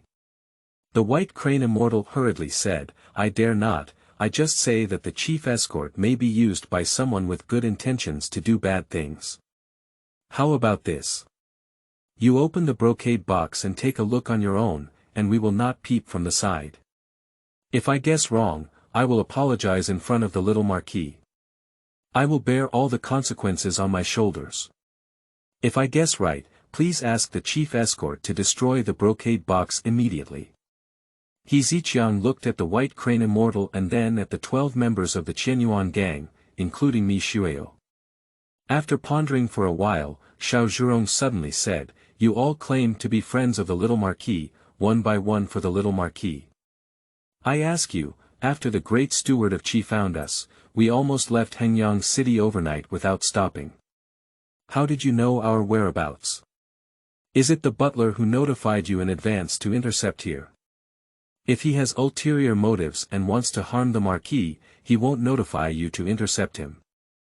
But if it weren't for him leaking our whereabouts, who could it be? Isn't this self-contradictory? The White Crane Immortal said, How did I know the whereabouts of the esteemed driver? I have no comment, and I hope you can forgive me. Xiao Zhurong said, Do you mean someone has informed you in advance? White Crane remained expressionless and remained silent, just staring at He Ziqiang. After much contemplation, He Ziqiang finally sighed and said, Master Baiha, there is a saying that people cannot control themselves in the martial arts world. You make a lot of sense, but the Grand Steward and I have known each other for many years. I believe in his character. Even if there is something wrong with the little Marquis here, I will apologize in front of him afterwards. But today I have to deliver the things to General Jinan's mansion. My Weiyuan escort agency has always kept my promise. Since I have taken this escort, even if I lose my life, I will deliver it. Mi Shuio glanced at Bai He and said, Taoist, it seems that we can only take it hard today. The White Crane Immortal said, You guys step back for now, let me first learn the 30.6 great capture skills of General Escort He. He Ziqiang's arms shook, and his green shirt was suddenly shaken by the surge of true qi. In that moment, it seemed to expand into a round ball, but quickly recovered as usual. The White Crane Immortal knew he was regulating his breath, so he slowly drew out his long sword from behind, named Fumo. It is one of the 4 major mountain treasures of Longhu Mountain, along with the elimination of demons, suppression of ghosts, and imperial edicts. Zhang Tianshi passed on the 4 great swords to the 4 disciples with the highest martial arts and strongest Taoist techniques. After Bai He Zhenren said, Please advise, he stabbed it with a sword. The sword is like a dragon. Longhu Mountain is the ancestral home of the Zhenyi sect of Taoism. In the past, the founder Zhang Daoling refined alchemy on this mountain, and, when the alchemy was completed, the dragon and tiger appeared. Therefore, it was named Xianshan after the dragon and tiger. Longhu Mountain governs the affairs of Taoism in the world, not only has a prominent position in the martial arts world, but also receives attention from the imperial court. Since Zhang Daoling, various dynasties have bestowed the title of Heavenly Master in charge of Taoism. Throughout history, celestial masters have been frequently summoned to pay homage, using the principles of being humble and upright, frugal and loving the people, to protect the world, and the techniques of health preservation and disease prevention. They have been increasingly respected and supported by emperors, and have been continuously awarded imperial edicts and rewards.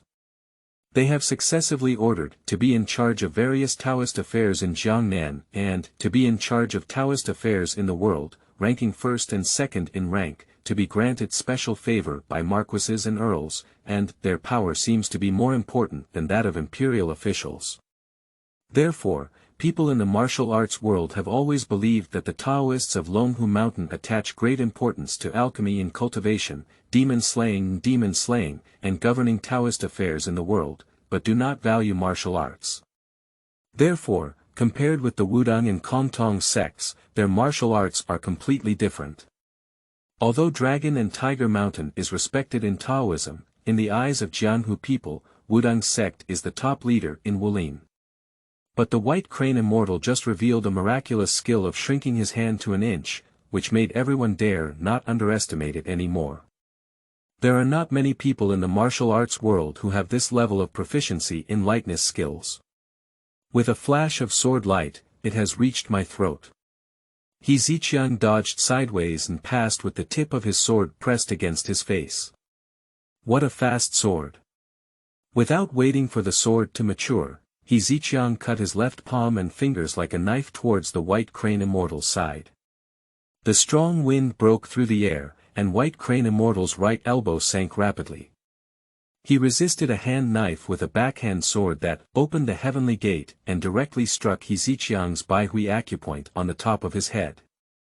He Ziqiang swung his left palm horizontally and opened his sword, while his right hand spread its 5 fingers. He used a move called Flying Eagle Fighting Rabbit to directly take the throat of the White Crane. Sword light is shining brightly, iron fingers are like hooks, and in the blink of an eye, they have already engaged in more than 30 moves. He relied on his advantage in lightness skills to avoid the heavy and avoid the light, and did not compete with He Ziqiang. He wanted to use exhaustion tactics to deplete He Ziqiang's stamina. The Great Grappling Hand is a foreign martial arts skill that emphasizes hard hitting, which is the most physically exhausting. If it lasts for a long time, He Ziqiang's physical strength will gradually decline. The man next to Xiao Zhurong suddenly pulled out a long sword and shouted loudly, "Senior brother Zhu, since we have decided to break through hard, why bother fighting alone? Let's fight with them. Junior sister, please withdraw first." Then, waving the long sword, he charged towards Bai He. Upon seeing this, Mi Shuio immediately rushed forward to meet the man with a knife. Xiao Zhurong rushed towards the 12 great Han people. It's about to be a bloody battle. Suddenly, the young man standing under the tree not far away shouted, "Everyone stop." End of this chapter. Chapter 5. Breaking Through 3 Realms. You are listening at novelfull.audio. This translator is experiencing an error, please try another translator. Chapter 6. The Strange Clouds of Yingtan City. You are listening at novelfull.audio. This translator is experiencing an error, please try another translator. Chapter 7. 5 Thunder Correct Method. You are listening at novelfull.audio. Chapter 7 5 Thunder Correct Method 3 Constables in Z walked into the door. The first one was Yan Ahu Mu, with a majestic demeanor. He Jishu, the famous constable in Yingtan City, was said to be a disciple of the Shaolin Temple's secular family. He was skilled in using the powerful diamond palm and could break 10 blue bricks with one palm. The 2 people next to him were also burly and muscular, and they were the 2 confidants of Constable He, the brothers Lu Rinjia and Lu Rini. As soon as the 3 of them entered the room, Li Lanzhao had already stood up to greet them. Out of courtesy, Feng Jiuxiao also stood up to greet him. Li Lanzhao and He Jishu nodded to greet each other, then turned to face Mi Shuio and said calmly, "Left Protector, the plaque was still there just now, and it will be removed in a while. Do you know about this?" Mi Shuio said, "Oh, the plaque was just taken off by someone I asked." Li Lanzhao suddenly patted the table and shouted angrily, "Mi Shuio! You're so brave. Are you crazy?" Mi Shuio was startled by his sudden slap, especially when he was scolded by Li Lanzhao in front of Feng Jiuxiao. Mi Shuio felt even more embarrassed and his face instantly turned red. He didn't expect that Li Lanzhao would turn his face around without distinguishing between trivial matters, leaving him speechless for a moment. Feng Jiuxiao also didn't expect that Li Lanzhao would launch an attack on the spot without any warning. While Mi Shuio was certainly embarrassed, why wasn't he embarrassed? Isn't this just pointing fingers and cursing locusts? Immediately, he smiled and said, "Master Li, I'm sorry, but I actually asked someone to pick it."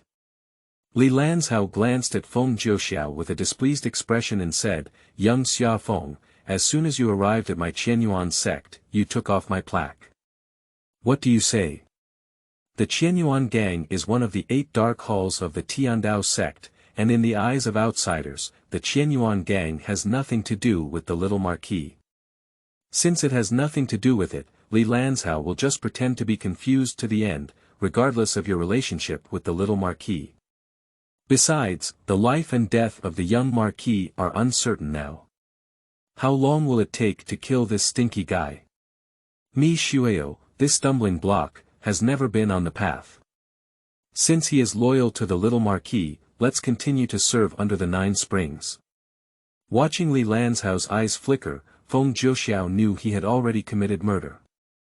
He sneered in his heart, but said calmly, "Leader Li, I'm doing this for your own good." Li Lanzhao became more and more angry as he listened, and said angrily, "For my good. You're clearly entertaining me." Feng Jiuxiao shrugged his shoulders and said nonchalantly, "If you don't say that, I can't do anything about it." Li Lanzhao said, "Since you're rude, don't blame me for being ruthless." After speaking, he shouted loudly at the door, "Someone." Outside the door, there was a sound of clothes fluttering in the wind, and more than 10 black strong-dressed men rushed in from outside, lining up on both sides of the door. Feng Jiuxiao said inexplicably, "Master Li, what do you mean by this?" Li Lanzhao snorted coldly and said, "If you don't want to be captured, I'll reward you with a whole corpse." Mi Shuio exclaimed in shock, "Leader Li, young Xia Feng is from Hanyang Prefecture." Li Lanzhao's sudden crazy behavior left him extremely shocked. He felt it necessary to remind Leader Li that Feng Jiuxiao comes from Hanyang City. From Qi Prefecture. This time I came to the Qianyuan gang to make it clear that it was representing the leader of the Tiandao sect, Prince Qi Heir, for inspection. Isn't it the Qi mansion in Hanyang that has enabled you, Li Lanzhao, to make a name for yourself in the martial arts world of Hunan and Jiangxi? Although there may not be any intersection on the surface, how many roads has Qi Jia paved for you behind the scenes? Your life was saved by the old marquis back then. Later, it was the old marquis himself who accepted you as the door-closing disciple and taught you martial arts. Finally, it is the little marquis who, despite the heavy responsibility of being appointed as the leader of the Qianyuan gang, has gained the fame, fortune, status, and power that countless heroes and heroes dream of but cannot attain. The 2 generations of the Qi family are not bad to you, Li Lanzhao. After Feng Jiuxiao pointed out the hidden mystery behind the 4-character plaque, De Zai Qianyuan, Mi Shuio immediately realized the strange behavior of Li Lanzhao in the past few days. For example, there has been frequent and inexplicable exchanges with the Yingtan prefecture, Zhuyu Qi family, and Xinjiang gang recently, and every time they discuss things, they seem to be deliberately avoiding themselves. At that time, he didn't take it seriously, so it seems that he had already planned something. It is estimated that changing the plaque is also one of the contents of the conspiracy. When the relationship between the Qianyuan gang and the little marquis is publicly disclosed, and all the responsibilities will naturally be borne by the little marquis. The timing of Sheriff He's arrival today was originally the best. If everything was normal, we could capture a plaque with a serious and unethical, current situation and directly send troops to surround us. Unfortunately, after thousands of calculations, Feng Zhuoxiao arrived just in time. Fortunately, he had the courage to order it to be removed on the spot, and the ironclad evidence turned into irrefutable evidence. Mi Shuao was originally a straightforward man, and he no longer hesitated even after he had figured out the details. He made an instant determination that as long as Li Lanzhao took action, he would definitely stand on the side of Feng Zhuoxiao. Since Li Lanzhao had already made up his mind to eliminate Feng Zhuoxiao, he wouldn't have listened to Mi Shuao's reminder and snorted coldly, saying, "So what about coming from Hanyang? Those who dismantle my sign will be executed." How could he interface and say, "Young Xia Feng also comes from Hanyang"? It seems that people in Hanyang have similar temperaments. Feng Zhuoxiao said, "Constable He, it seems that you have a deep prejudice against the people of Hanyang. I don't know which Hanyang person has offended you." He Jishu said, "Who in the world doesn't know that there is a Qi Gongzi in Hanyang who has always been arrogant and capricious, and always does things as he pleases? You have the demeanor of Qi Gongzi. The plaque on the front door of the famous Yingtan gang in the martial arts world is picked as soon as it is picked. What is not arrogance?" Feng Zhuoxiao said, "I never expected that mentioning the little marquis would make Constable He so excited. I don't know what the little marquis did to make Constable He remember, but he still remembers it." His mouth curved upwards, with a hint of mockery both inside and outside his words. He Jishu's face instantly turned red and he angrily said, "Even when you're on the brink of death, you'll regret being born in this world." He did suffer a great loss under the young marquis back then. He has dozens of ways to make people unable to survive and unable to seek death. How many great bandits appeared resolute in front of him at first, but in the end, they still wished to die early and be reborn. Feng Zhuoxiao said to Mi Shuao using the method of transmitting messages and entering the secret, "Mi Protector, you should leave here immediately. It's too dangerous for you to be here, and they have a murderous heart towards you. I can't handle the situation and can retreat completely. While you are here, I have no time to focus on you. You leave now, and their attention is now focused on me." Mi Shuao's mind was spinning with lightning. After weighing multiple times, he gritted his teeth and suddenly spoke loudly, leaderly, "I suddenly remembered that my wife is going to give birth today and I have to leave first." Before Li Lanzhao could speak, he had already taken a swift step out of the lobby, and then a kite jumped out of the courtyard and disappeared into the darkness. Li Lanzhao, He Jishu, and the gang members all focused their attention on Feng Zhuoxiao, and unexpectedly let Mi Shuao escape. Li Lanzhao shouted, "Zhang Jiuling. There will be a Jianhu pursuit order immediately, announcing to the martial arts world that Mi Shuao has killed his fellow disciples and defected from our sect. Anyone who is disloyal or unjust to us, just and righteous in the martial arts world, should unite and avenge us. Anyone who kills this Fong will be greatly thanked by our Qianyuan gang." A big man replied, "Get the order." He turned around and left. Feng Zhuoxiao patted his palms lightly and said with a smile, "You are decisive in your attack, with a black heart and ruthless hands. You are indeed a general." Li Lanzhao said, "Hands on." He was already too lazy to waste his lips and tongue. When this kid was solved, he would focus on dealing with Mi Shuao's problem later. More than 10 great Han soldiers drew out their swords in unison, but it was Wu Go. Curved like a sword, also known as a curved sword. It was extremely popular during the spring and autumn period, and few people used it in later generations. Judging from the positions of these people, it should be a sword formation that, when combined with the Wu hook, can unleash its maximum power. Feng Zhuoxiao was not afraid and proudly said, "Who will come first? Or will we go together? Let me show you the power of my Wu hook sword formation, go." Li Lanzhao gave an order, and 13 members of the gang immediately attacked Feng Zhuoxiao. At first glance, discerning people use these people to lead the way. Some people behead, some chop their shoulders, some straighten their chests, some lower their feet, and some sweep the formation from behind. The sword light shines, and the figures fly. The Wu Hook sword formation has already been activated.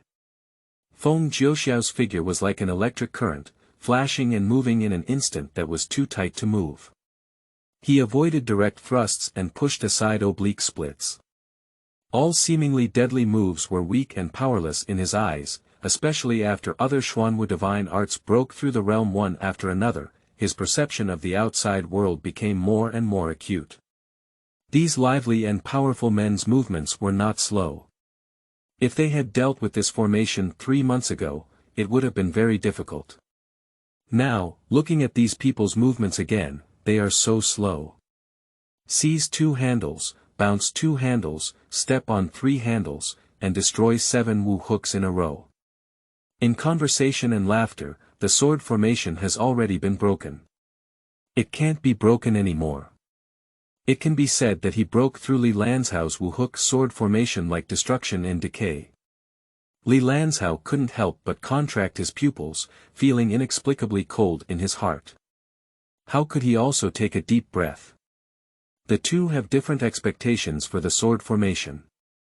Li Lanzhao has been practicing the sword formation for 3 years, thinking that even if he can't inflict heavy damage on this young man, he can at least exhaust him. When the time comes, he will personally take action to conquer the world. But He Jishu knew that the sword formation couldn't stop the young man, but he never expected the battle to end too quickly, as if it had already ended before it even started. How could the people in the sword formation have expected such an ending? They couldn't help but be momentarily stunned on the spot, dumbfounded. Li Lanzhao suddenly muttered something and said, "The jade is clear at the beginning, the true talisman tells the alliance, and the 2 energies are promoted and mixed together to become true." 5 thunder and 5 thunder, urgently meeting the yellow Ning, the dense changes, roaring electricity and rapid thunder, coming upon hearing the call, quickly emitting the sound of yang, and urgently like a law. His palms crisscrossed, his palms facing inward, his palms facing outward, his eyes gradually turning red, and he slowly walked towards the Phoenix 9 heavens. There seemed to be 1,000 pounds of weight under my feet, and every step I took shook me to the ground with a thumping sound, as if I were thundering step by step. 2 steps later, Li Lanzhao's palms began to make a faint growling sound. In fact, if you look at his palms, you will find a small flame burning. Li Lanzhao grinned and said, "No matter how unparalleled your divine skills are, your body will eventually be mortal. Let me show you my 5 thunder correct technique." He swung out a palm from afar, and the flames in his palm suddenly surged, a ball of fire shot out from his palm. Feng Jiuxiao didn't dare to hold on too much and didn't directly confront him with his fist. Instead, he dodged and dodged. The ball of fire hit the wall and exploded instantly, creating a hole on the wall, and the edge was still burning. Feng Jiuxiao's heart trembled as he encountered a formidable enemy today. The second fireball struck again, stomping on the 7 stars under its feet, making it difficult to dodge. It suddenly felt like the golden blade behind it was breaking through the wind, and its body was sliding horizontally for 3 feet. At the same time, the reflecting moon sword in its sleeve had been pulled out, and with a flash of light, Lu Rini groaned in frustration. Despite failing to make the surprise attack, the young man cut off his right hand with a single blow, which was heartbreaking. Feng Jiuxiao kept walking under his feet, avoiding the flames of the 5 thunder palm. At the same time, he stabbed Lu Rinjia with a knife. Just as Lu Rinjia was about to strike a knife from the side, he didn't expect this young man's knife to be so fast. He was so panicked that he quickly retreated and switched to blocking.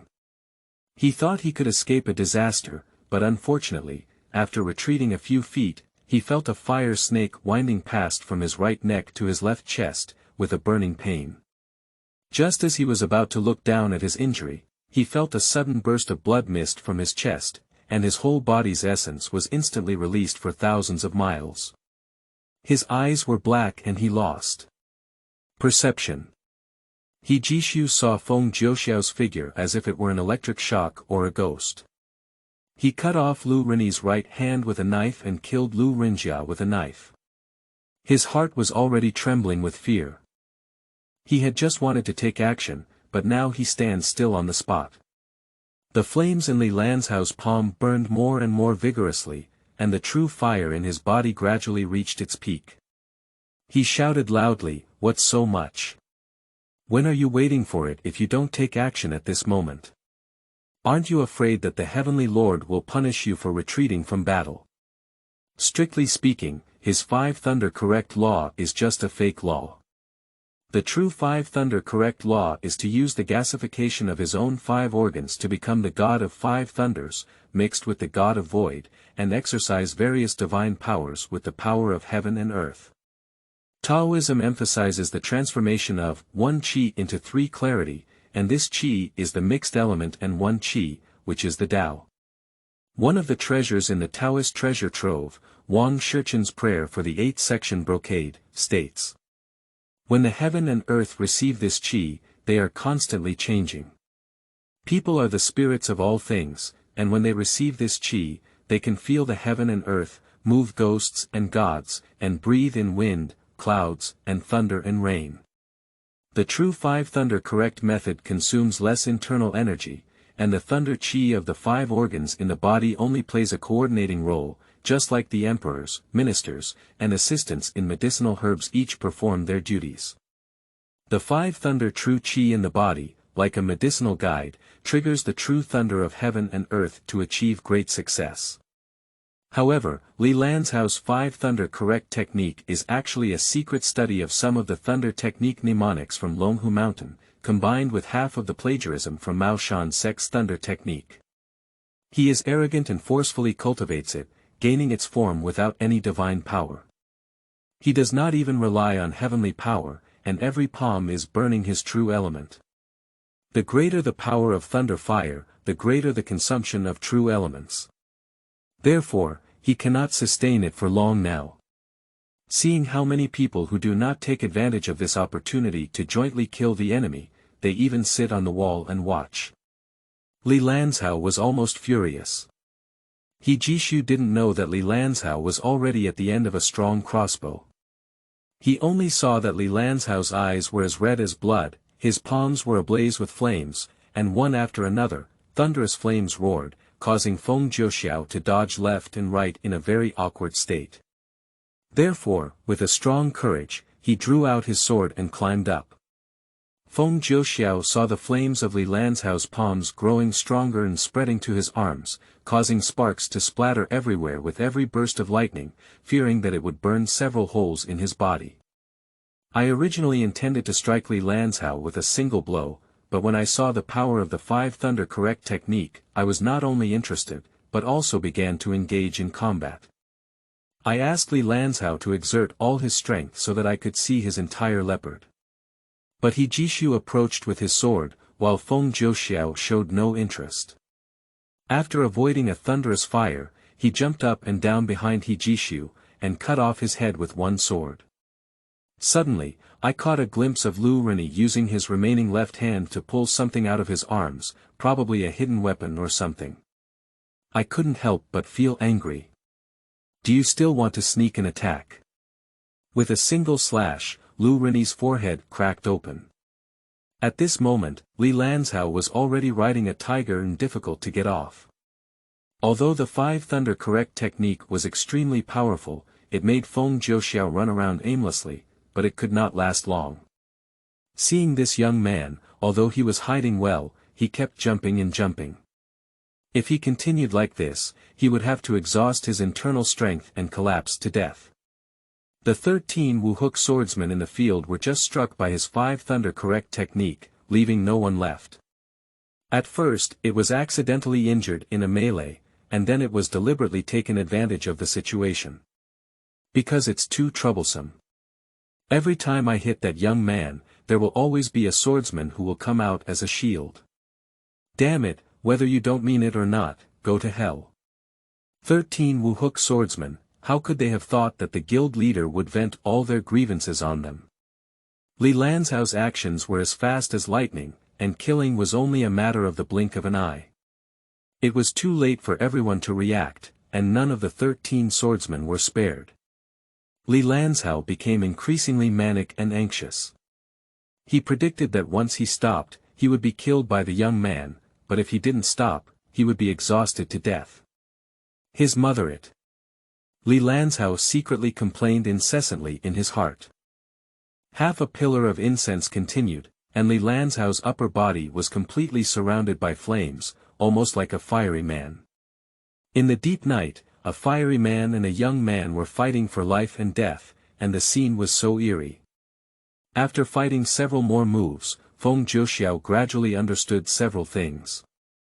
Firstly, Li Lanzhao's five thunder correct method must not have obtained the essence of divine arts, because it lacked the Taoist's Haran righteous energy of driving away wind and thunder, conquering all things, and invincible, and there seemed to be a slight evil energy. Secondly, it was evident that Li Lanzhao had reached the end of his strength, and now he was completely fierce and cunning. Thunder fire seemed to have an even more astonishing momentum, but Feng Jiuxiao had clearly felt that the destructive power of thunder fire was weakening, and Li Lanzhao's footsteps had begun to scatter without any structure. After battling with He Ziqiang, Bai He Daochang, and others, Feng Jiuxiao basically understood that he needed two conditions to successfully break through the realm with the help of external forces. Firstly, the borrowed force must be the most pure yang internal force, and even the most powerful external force or pure hard object strike force cannot be borrowed. Secondly, the opponent's internal force must be deeper than his own internal force in order to stimulate the true qi in his body to echo and form a combined force to open the meridians. In today's battle, the five thunder correct technique used by Li Lanzhao was not surprising, but also a method that instantly increased his power by stimulating his own true qi. This method made Feng Jiuxiao seem to see another possibility of accelerating his breakthrough. However, this method is too evil and poses great risks. We must not attempt it without confidence. As Li Lanzhao was bathed in flames and engaged in a fierce battle of trapped beasts, Feng Jiuxiao said, "Your five thunder dharma is nothing but that." With a flash of knife light, Li Lanzhao severed his head and died. End of this chapter. Chapter 8. First meeting with Zhang Tianshi. You are listening at novelfull.audio. Chapter 8. First meeting with Zhang Tianshi. Feng Jiuxiao gently shook his robe sleeve and walked out of the Qianyuan gang. Li Lanzhao's head was severed, and the thunder fire triggered by his inner family's true element suddenly turned into a mortal fire due to fatigue. The body began to burn, and thick smoke accompanied by a pungent roasted smell spread throughout. The Nanmu tables and chairs next to the body were quickly baked. At night, the headquarters of the Qianyuan gang, the largest gang in Yingtan, was lost in a sea of flames. Thick smoke billowed and flames surged into the sky. Afterwards, according to the tomb master Lao Zhai, based on the weapons left at the scene and the scattered jewelry such as gold-spotted fingers and jade pendants beside the corpses, as well as various clues, among the 16 corpses at the scene, Leader Li and Constable He were prominently listed, and all the corpses died from external trauma, with no one dying from the fire. There was a fierce fight at the scene, and all the corpses were completely unrecognizable. Some were still in human form, while others became charred, and some were almost ashes. But Lao Zhai has always been arrogant about his inspection techniques, and he can see many clues. 13 of the bodies had signs of fractures in their sternum or ribs, which were determined based on years of experience to be caused by palm force. The killer's technique was singular and they were the same person. According to various indications, the culprit could only be Leader Li. And the leader of the Li gang and the 4 others, including He Xiaodu, died under the same sharp weapon. From the incomplete and almost indistinguishable wounds, it can be seen that the culprit was also the same person, wielding a certain type of knife weapon to kill the 4 people. The knife is short and thin. Based on the on-site situation, the perpetrator has fled the scene and the weapon should have been taken away. The burning of the Qianyuan gang has become one of the most sensational events in the martial arts world recently. Even more sensational than the assassination of Duke Qi. After all, Lord Qi is only missing, but the headquarters of the Qianyuan gang was wiped out overnight, and the leader himself was killed in his own headquarters. What's even more bizarre is that Li Lanzhao even killed 13 of his subordinates before his death. And why the three detectives he also died in the Qianyuan gang made the whole matter even more mysterious. Some people say that the culprit must be Mi Shuio, because the Qianyuan gang has issued a Jianghu pursuit order, notifying martial arts Mi Shuio to kill his fellow disciples and betray the gang. But according to hearsay, the disciples of the Qianyuan gang who were ordered at the time witnessed Mi Shuio running away first, and only then did the leader of the Li gang issue a pursuit order. Some people say that Mi Shuio returned halfway to work on the case. But the contradiction lies in the fact that since he had the superpower to gather and annihilate 16 people, why did he initially flee? Some people also say that they have seen a young man enter and exit the Qianyuan gang, but this young man is gentle and seemingly powerless. It is unbelievable to say that he is the murderer. But the Six Gates emphasize that everything is possible, and anyone has a suspicion, and all possibilities will not be let go. Teenagers are naturally included in the suspicion list. However, evidence must be presented in everything, especially in such martial arts battles, which should be treated with caution, otherwise the pursuers themselves will face endless troubles. For some constables who proposed to arrest the young man, the prefect only exclaimed and then asked, "Is there any evidence?" The constable replied, "Not now, as long as we look for it, we will definitely have it." The prefect squinted his eyes and said, "Then let's find it first. When will the case be closed?" The constable remained silent and pondered carefully.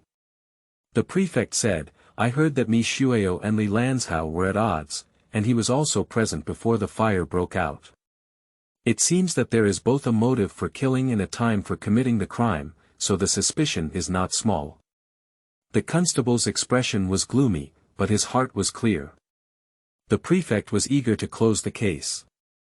In just a few words, he solved the big problem. He truly deserves to be an official and can hammer the nail on the head at critical moments. The constable could only praise against his heart, "Your Majesty is wise." He couldn't help but sigh inwardly. One general is incompetent, exhausting all three armies. Fortunately, the Grand Commandant's ability to solve cases is not great, but his ability to become an official is not small. From a scholar, he has become the governor of a county, and of course, he can also be called the head of a county. The knowledge is very extensive. The constable couldn't help but have a slight admiration for the prefect when he thought about this. The prefect had someone put up a notice on the city wall, drawing a portrait of Mi Shuio. The notice roughly stated that there was a great thief named Mi Shuio who later infiltrated the Qianyuan gang and defected, killing 16 people and fleeing. If anyone knew about it, they would be rewarded with a certain amount of silver, and those who were caught would be rewarded even more. Mi Shuio actually didn't dare to go far that night. When Feng Zhouxiao came out, he immediately welcomed him. The two of them walked and talked. Feng Zhouxiao advised Mi Shuio to either travel north with him and make plans in the capital, or go to the Qi mansion in Hengyang to explain the situation to the big butler and have the big butler cancel the pursuit order in the name of the little marquis. As long as the little marquis doesn't show up for a day, Feng Zhouxiao will bet that the butler won't dare to publicly betray the Tiandao sect for a day. Once publicly betrayed, at least half of the 4 bright and 8 dark people will rebel against his butler. He probably has to guard against others assassinating him every day. You have to keep your eyes open while sleeping. So every time he does something now, he wants to make people look like everything is done by the marquis, with the interests of the marquis first. The status of little marquis in the martial arts world is not paper-based, and his friends have not died either. Many eyes are staring at the movement here. Mi Shuio weighed the pros and cons and decided to take a gamble at Qi Mansion. How many strokes can one have in life? If not successful, it becomes benevolent. After saying some more contact methods, the two finally bid farewell. On the 3rd day after the Qianyuan fire. The sky is high and light, and the wind and sun are beautiful. Feng Zhouxiao walked leisurely on the post road, his robe and sleeves fluttering gracefully. He once promised Taoist Baihe to visit the Heavenly Master's mansion, but now that the 3-day period has arrived, he is ready to make the appointment on time. Yingtan City is more than 60 miles away from Shangqing town, not far or near. Along the way, there were many tourists, and it can be inferred from their clothing and accent that most of them came from out of town. Shangqing town is the birthplace of Taoism, and there is also the Guixian Si Yuzhen Tiangue Valley Cave, one of the 36 cave heavens, nearby. There are also 2 major blessings among the 70.2, one of which is the Dragon and Tiger Mountain here, and the other is the Shangrao Ling Mountain. A blessed land and a fairy mountain. Therefore, having more tourists and pilgrims is also inevitable. Passing through the ancient town of Shangqing and continuing westward for several miles, you will arrive at the Heavenly Master's mansion, which holds a prominent position in Taoism. The mansion gate faces north and south, towering along the river with a grand momentum. Above the central gate hangs a plaque with 5 golden characters written on it. Inheriting the Han Heavenly Master's mansion. In front of the door, there are 2 pillars with black background and gold characters, with the upper couplet reading, Immortal Guests on the Qilan Hall, and the lower couplet reading, Prime Minister's Family in Longhu Mountain. There are 2 Taoist children standing outside the door, who are about the same age as Feng Jiuxiao, both with clear eyebrows and beautiful eyes. They are dressed in soap-colored Taoist robes, holding a brush, and occasionally need to walk back and forth in front of the door. Occasionally, Taoists who have traveled here come forward and report their names or offer their gifts. The Taoist boy asks 2 questions and basically allows them to enter the mansion gate. Slowly walking forward, the Taoist on the left noticed that the young master was dressed up and didn't look like a Taoist. He said, "This is an important area of the Heavenly Master's mansion. Please go somewhere else to visit. You can freely enter and exit the Longhu Mountain temples." Feng Jiuxiao said, "I'm here to find someone. Could you please inform the immortal Tong and the White Crane immortal of your mansion that a younger generation surnamed Feng will come to visit? 3 days ago, the White Crane Taoist invited me." To reduce unnecessary questioning and chatter, the last sentence clearly emphasized the tone. The 2 children looked at each other strangely, both wondering how the young man would know Uncle Baihe. However, since the other party had already indicated that he was invited by Uncle Baihe, they couldn't lose their courtesy. The left Taoist said, "Okay, then you're equal. I'll inform Uncle Baihe immediately. Before he returns, Feng Jiuxiao will chat with the Taoist on the right for a while." I learned that the 2 Taoist names were Yunlong and Feng Hu respectively. The one who went to report was Feng Hu, while I was Yunlong. The 2 Taoist names were given by Master Zixia, who quoted the Taoist treasure, 5,000-word manual of the Supreme Old Lord. Same voice corresponds, same chi seeks. When water is wet, fire becomes dry. Clouds follow dragons, wind follows tigers. The sage creates the essence of all things. Feng Jiuxiao smiled and said, "I believe I have taught you a set of 2E swordsmanship." Yunlong couldn't help but wonder, "How did you know?" Feng Jiuxiao smiled and said, "Hee, I guessed." In fact, the 2 of them could tell their master's thoughts from their naming. Furthermore, the 2 are of similar age, making them more suitable for practicing swordsmanship similar to joint training. There are not many sword techniques suitable for 2 people to practice in this world, and only the Liangyi sword technique is most suitable for same-sex couples, so one can guess accurately. Yunlong couldn't help but look at the young master in front of him with a new look and said, "Do you also understand the 2E swordsmanship?" Feng Jiuxiao said, "I've seen a few words from a friend's study, and I dare not say I understand." Yunlong said, "The young master is too humble.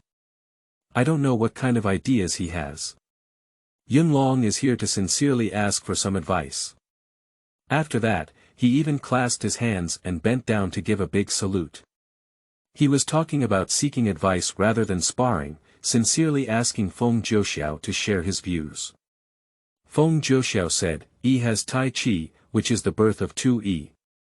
The so-called Tao gives birth to 1, the birth of 2, which refers to Yin and Yang. I guess your master's original intention is that you two are of similar age and have exactly opposite personalities.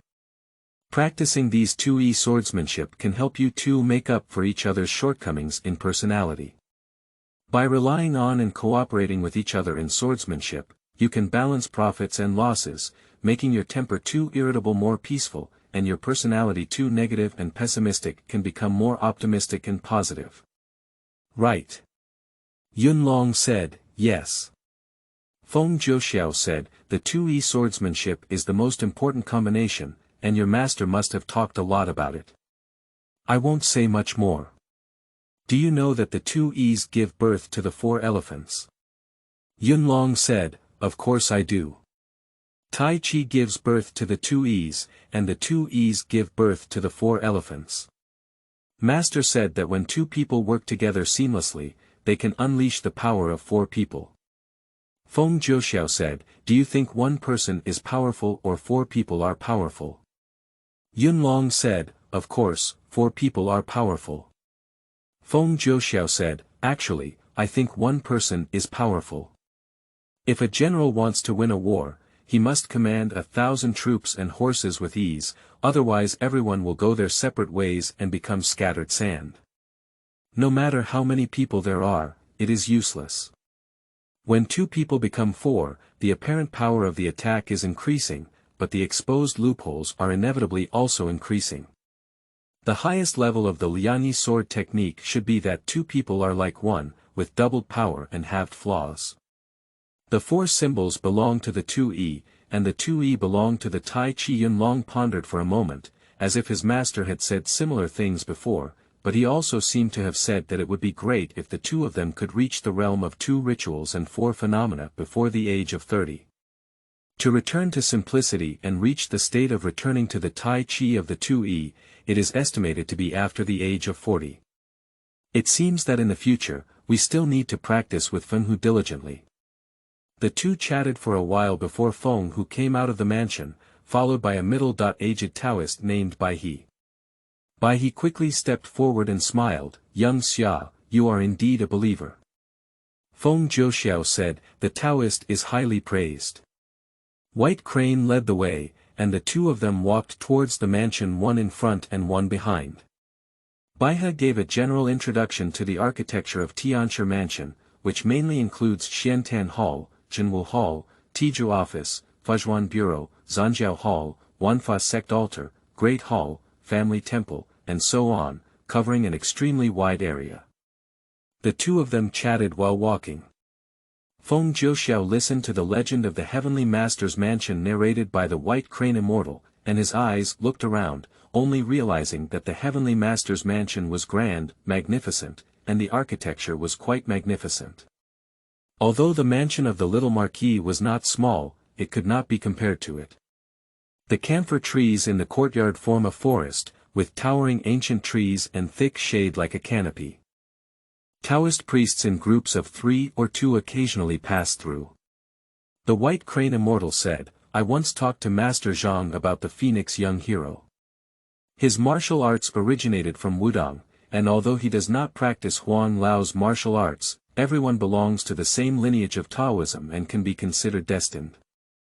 Master Zhang said that if you come here, he will meet you once. Feng Zhouxiao was indeed somewhat surprised and humbly said, how could you, young man, surprise the Heavenly Master?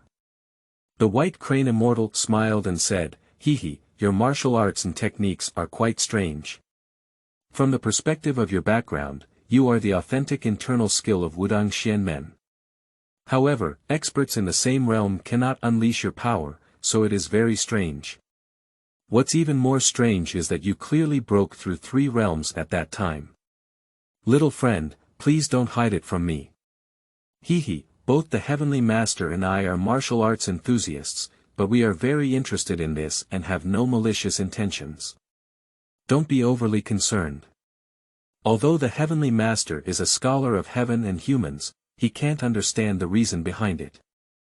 So follow me. Both of them were fast-footed and arrived at the Jinwu Hall in an instant. The gate of the hall is high and wide, with 3 golden characters written on it. Zhenwu Hall, with dragons flying and phoenixes dancing.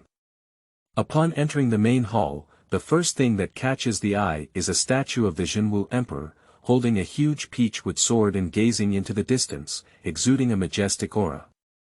Emperor Zhenwu, also known as Xiantian God or Yuxing Jinjuan Xiantian God, is a renowned Taoist deity known as the Jade Capital God. In front of the statue stands a prominent Taoist in his 50s, wearing a lotus crown and a purple Taoist robe. The Taoist has a kind and benevolent appearance, with 5 strands of long beard, and is closing his eyes to nourish his mind. As the two of them entered the main hall, the Taoist opened his eyes and slowly stood up from the cattail, showing a calm smile. He welcomed the two of them, his sleeves fluttering like a fairy. Feng Jiuxiao hurriedly approached and saluted, saying, "You've disturbed the heavenly master." Zhang Tianshi smiled and said, "Young Xia, please have a chat in the study." The 3 of them came to the study and sat down with the guests. Zhang Tianshi said, "Although our heavenly master mansion excels in cultivating and refining alchemy, and its martial arts are far less profound than the various sects of wudang, I have been obsessed with martial arts since I was young." He pointed to the bookshelves around the house and continued, "I dare not say that I am proficient in martial arts all over the world. However, since I started practicing martial arts in the martial arts world at the age of 20, I have encountered strange people and things like the constant number of sand in the past 60 years. Some have improved my power instantly by eating spiritual pills, some have practiced evil martial arts that only absorb people's internal energy and skyrocketed their power. I have never heard of anyone fighting with others to forcefully improve my power, young Xia. It seems that I have been stimulated by external forces." Feng Jiuxiao felt an induction in his body and forcefully broke through the pass, which greatly improved his martial arts skills. "I wonder if that's right." Upon hearing the 4 words, 60 years, Feng Jiuxiao couldn't help but feel shocked and said, "Dare to ask the heavenly master, how many years are you this year?" Zhang Tianshi smiled slightly and said, 80. Feng Jiuxiao didn't answer the heavenly master, but instead asked the heavenly master's age. He couldn't help but feel resentful and said, "I hope the heavenly master forgives you for being rude." The heavenly master is truly a divine person, as expected by the heavenly master, 8 or 9 never leave 10. Zhang Tianshi stroked his long beard and chuckled, "I guessed the external appearance correctly, but I still couldn't figure out the internal mechanism. It's far from my ancestors' profound understanding of heaven and earth." "Baihe, did you just take the Phoenix young hero around the mansion?" "I'll take a look around later, and then go to the private courtyard to taste the Taoist secret wine of my Tianshi mansion. At noon, I'll have a drink with my friends." Zhang Tianshi felt particularly familiar with Feng Jiuxiao at first sight. 60 years of leisurely time, like a drop in the ocean in the long river of history, but for a person, the changes in the world's dynasties and the ups and downs of the martial arts world that they have experienced in the past 60 years are enough for one to see through the world and the vicissitudes of life. With Zhang Tianshi's current pristine glass realm, almost at the level of land immortals, he should no longer be entangled in the secular world.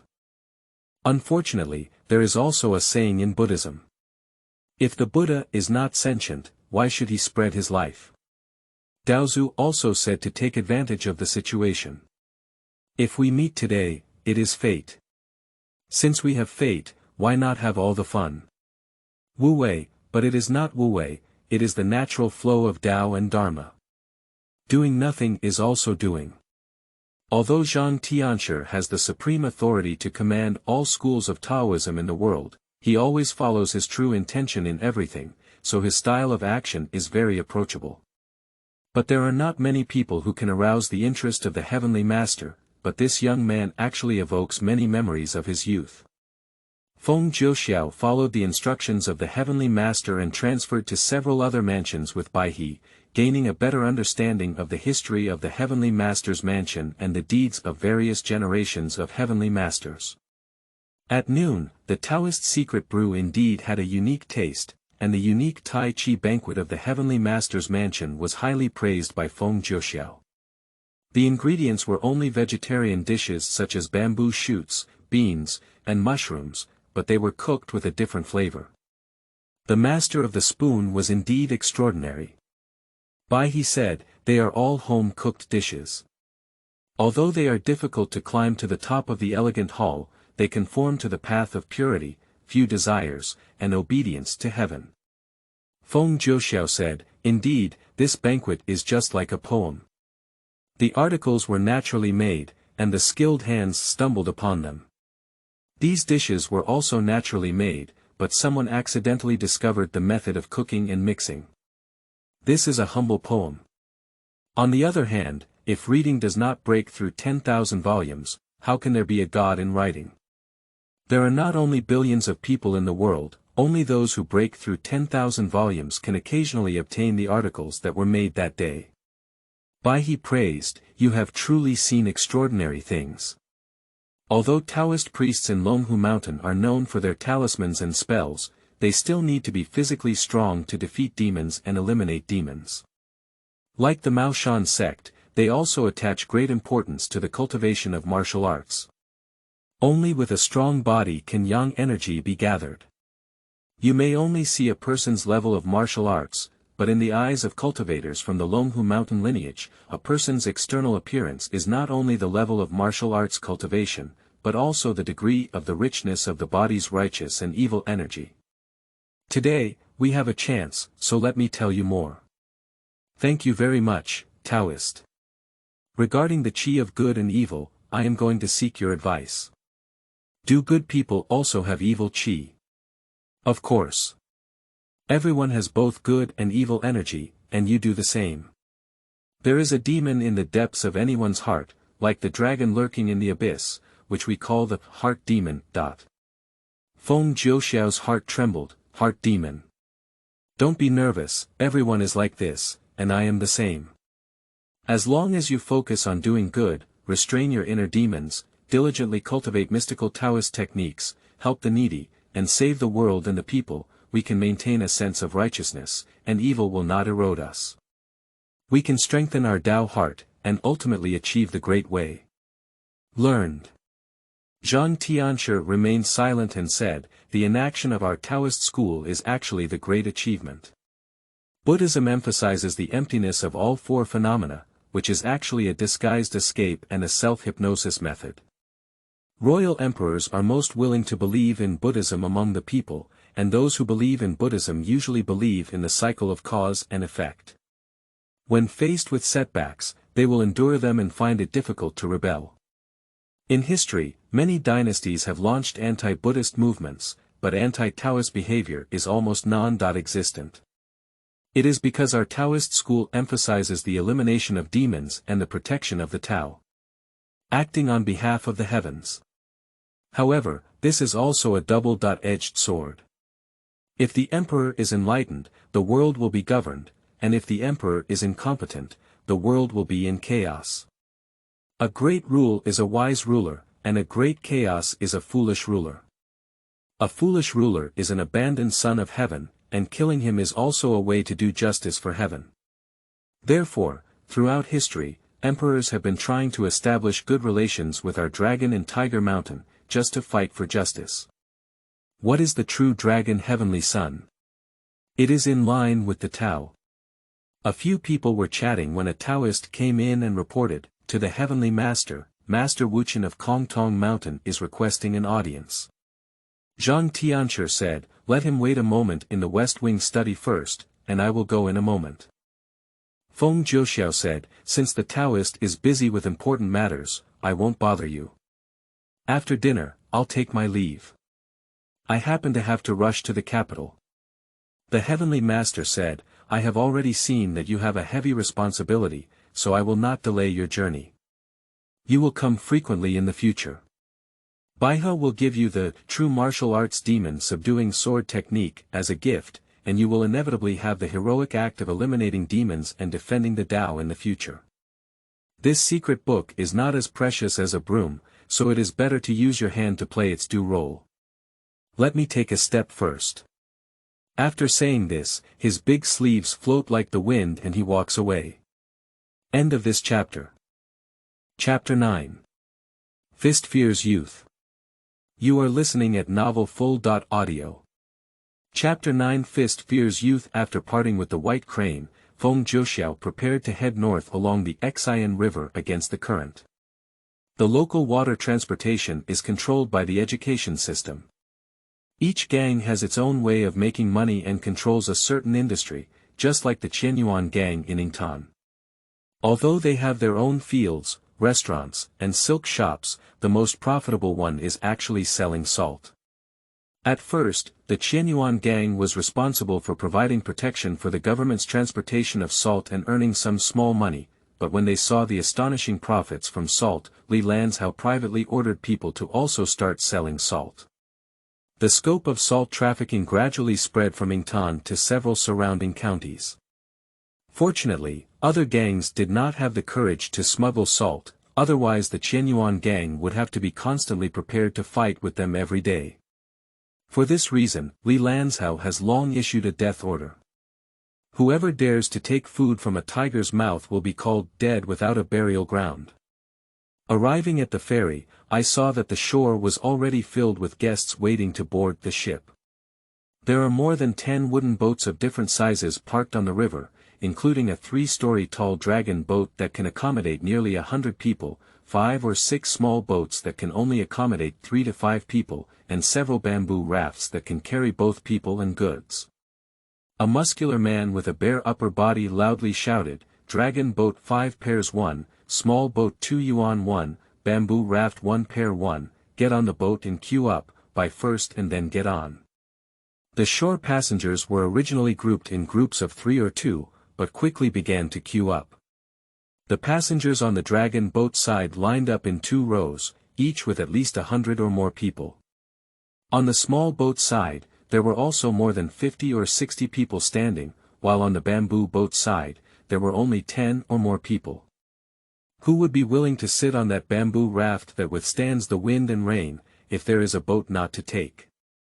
Feng Jiuxiao thought to himself, although a dragon boat can climb high and see far, there are too many passengers and mixed fish and dragons, which can easily cause trouble. Bai He gave him the true martial arts demon subduing sword technique, and he needed to find a quiet place to read it as soon as possible. When Bai He was about to leave, he unexpectedly gave himself another page of paper, all of which were small letters. Upon closer inspection, it turned out to be his scaled-down lightness skill mnemonic. What a big move! The saying goes, great kindness never says thank you. Feng Jiuxiao just holds his fists and wishes from afar, without saying a word. There are many bamboo rafts by the river. There are 2 men standing on each big bamboo row, holding long bamboo poles, both with their upper bodies bare and revealing twisted muscles.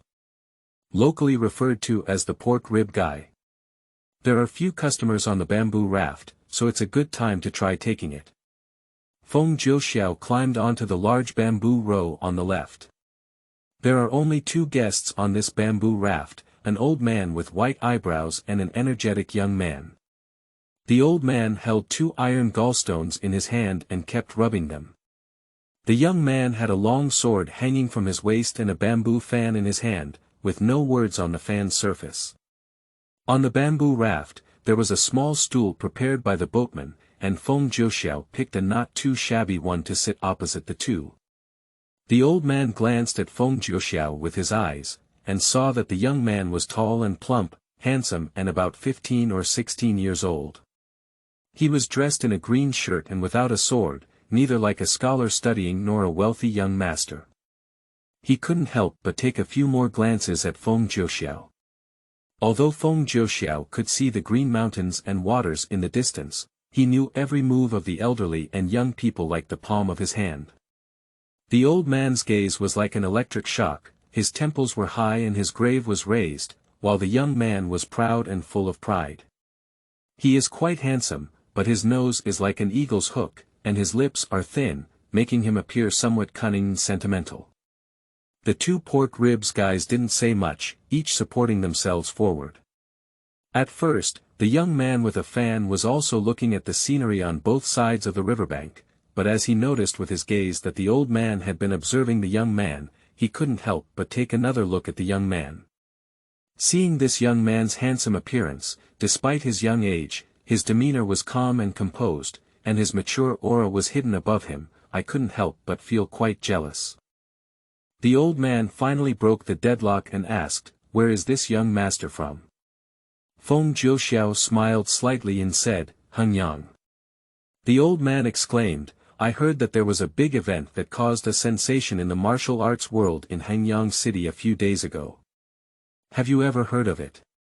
Feng Jiuxiao pretended not to know and said, "I don't know what the old man said."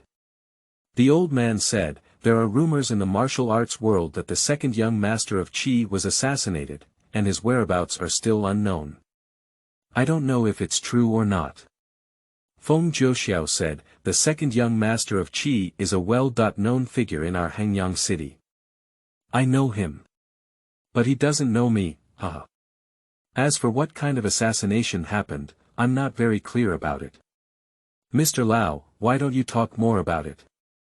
I also want to hear these rumors about the martial arts world when I have nothing to do."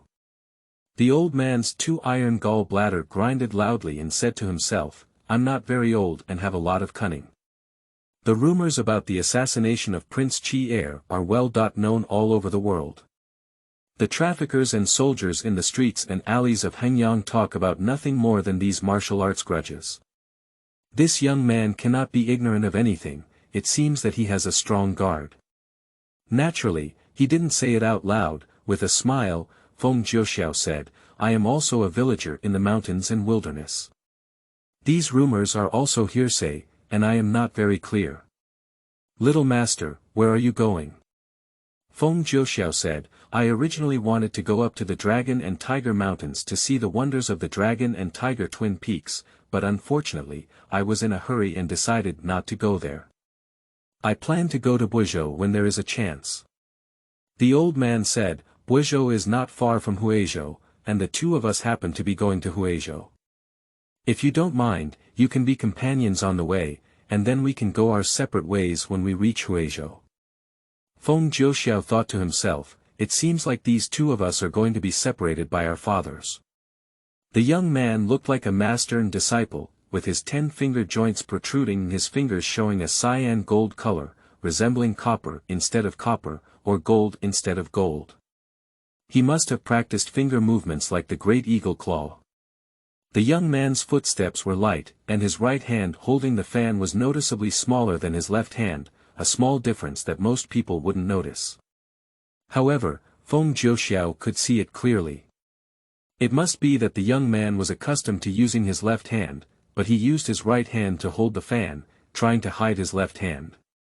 It seems that the real killing move lies in his left hand. Walking with the two of them would be a good opportunity to hone his cultivation, the young man said hastily. The old man's intention is very good, young man. It's hard to ask for it. The young man did not expect the old man to accompany the young man all the way, showing displeasure, but he dared not say much while guarding the old man. The water flow on this section of the river is gentle, and the bamboo raft quickly enters the boundary of Longhu Mountain. Feng Jiuxiao and his companions were admiring the scenery on both sides of the bamboo raft. It was indeed a scene of thousands of peaks competing for beauty, thousands of valleys competing for flow, waterfalls flying diagonally, and vines hanging upside down. There is a poem that goes, "When the tiger howls, the wind grows at the mouth of the valley, when the ape crows, the moon falls on the mountainside." The three of them looked at the green mountains and peaks on both sides, with occasional half-mountain pavilions appearing in the clouds and mist, like fairyland. The river water at their feet was clear, and carp occasionally jumped out of the water, sparking splashes of water. The scenery was picturesque, and they couldn't help but feel relaxed and happy. There is a cliff stone carving with the words, "Zhengyi Ancestral Court" written on it, with swift and majestic strokes. Cranes chirped from above, but when I looked up, I saw several cranes flying across the sky.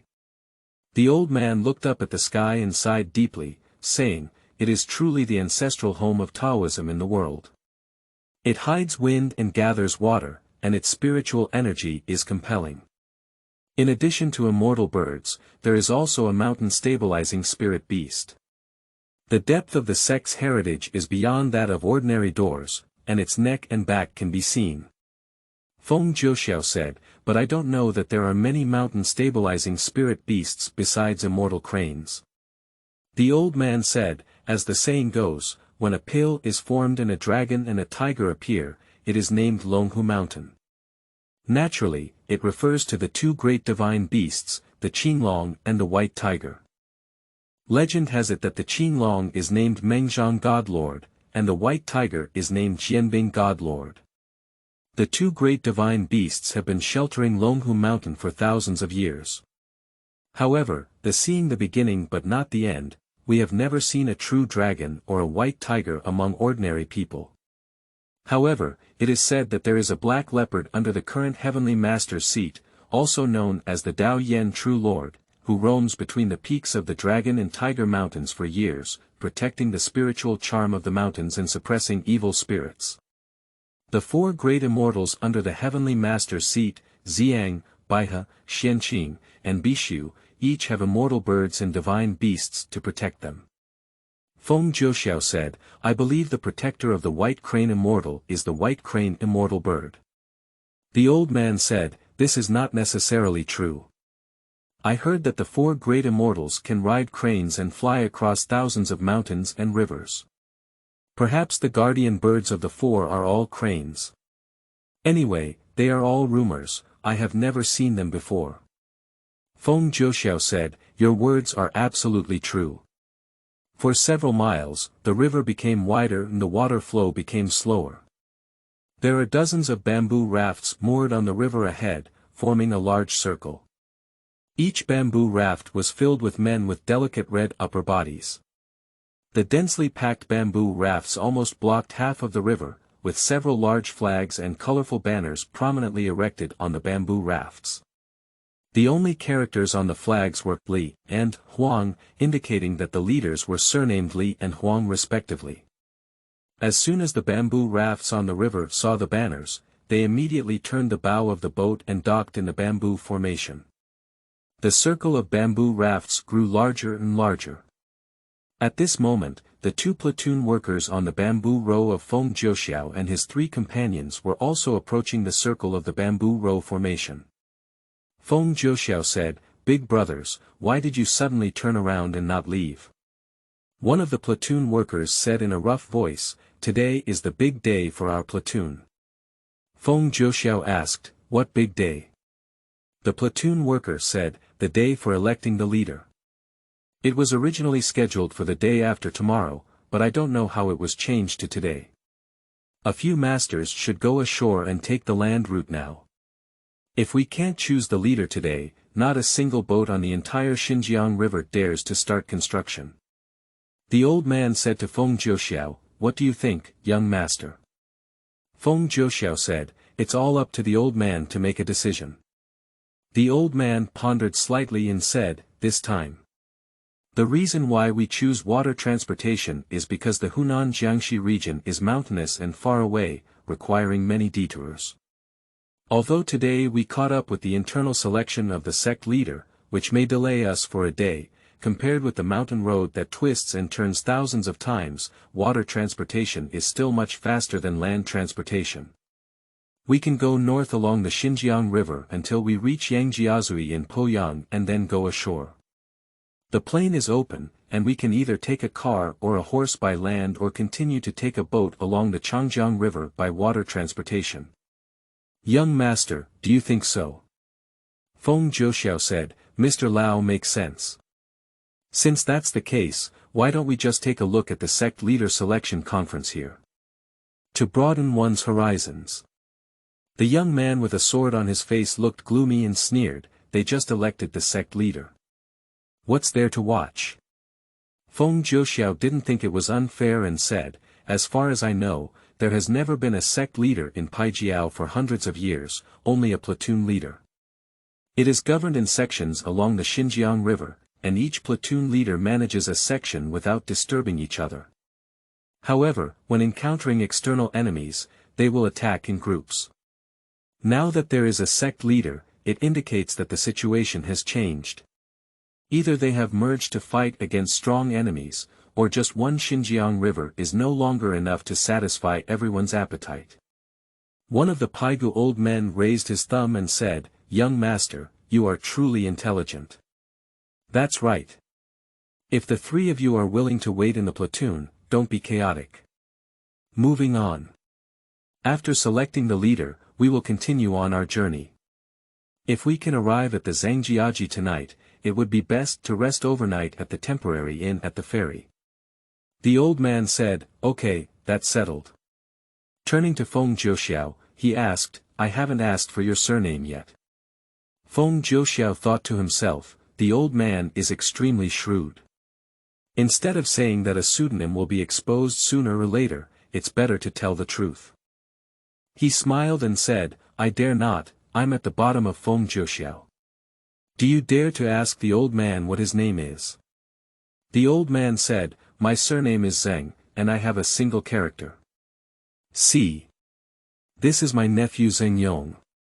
Feng Jiuxiao said, "Mr. Zhang and his nephew have extraordinary magnanimity, and they must be famous figures in the martial arts world for a long time." The young man, Zheng Yong, proudly said, "We come from the Divine Eagle Castle. My uncle is known as the Eagle Claw King, and his iron fingers are unparalleled in martial arts." Feng Jiuxiao quickly bowed and said, "I'm disrespectful."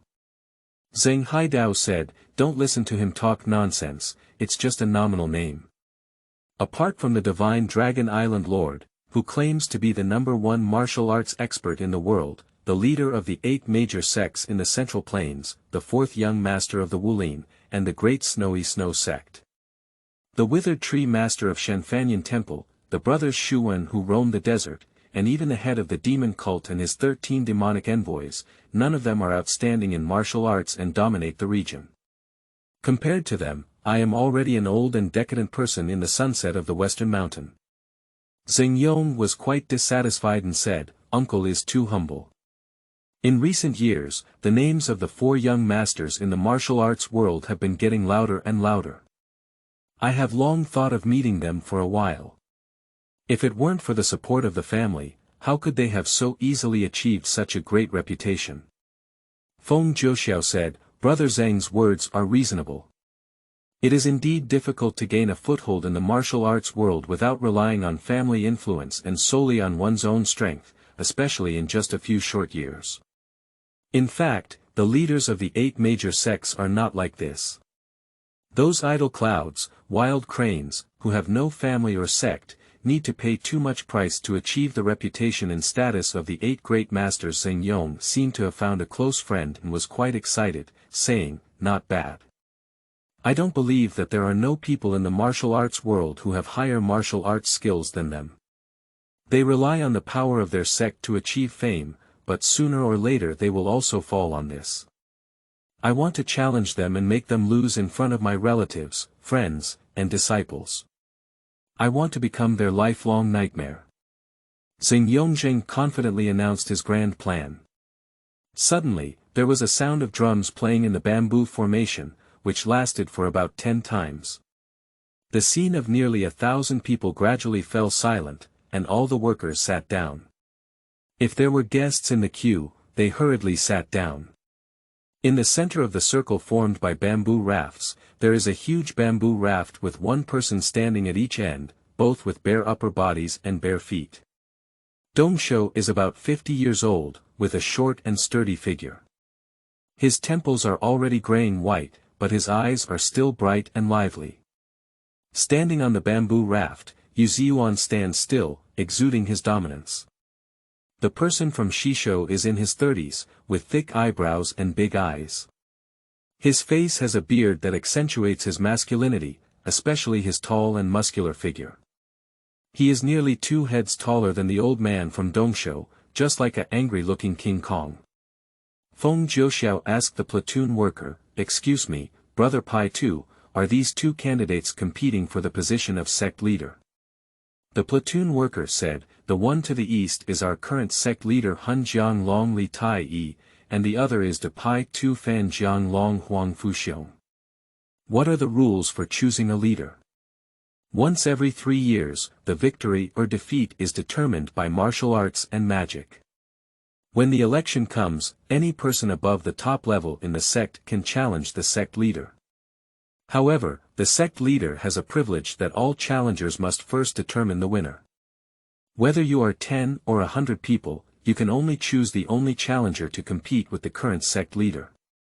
This avoids the current sect leader from getting into a real battle.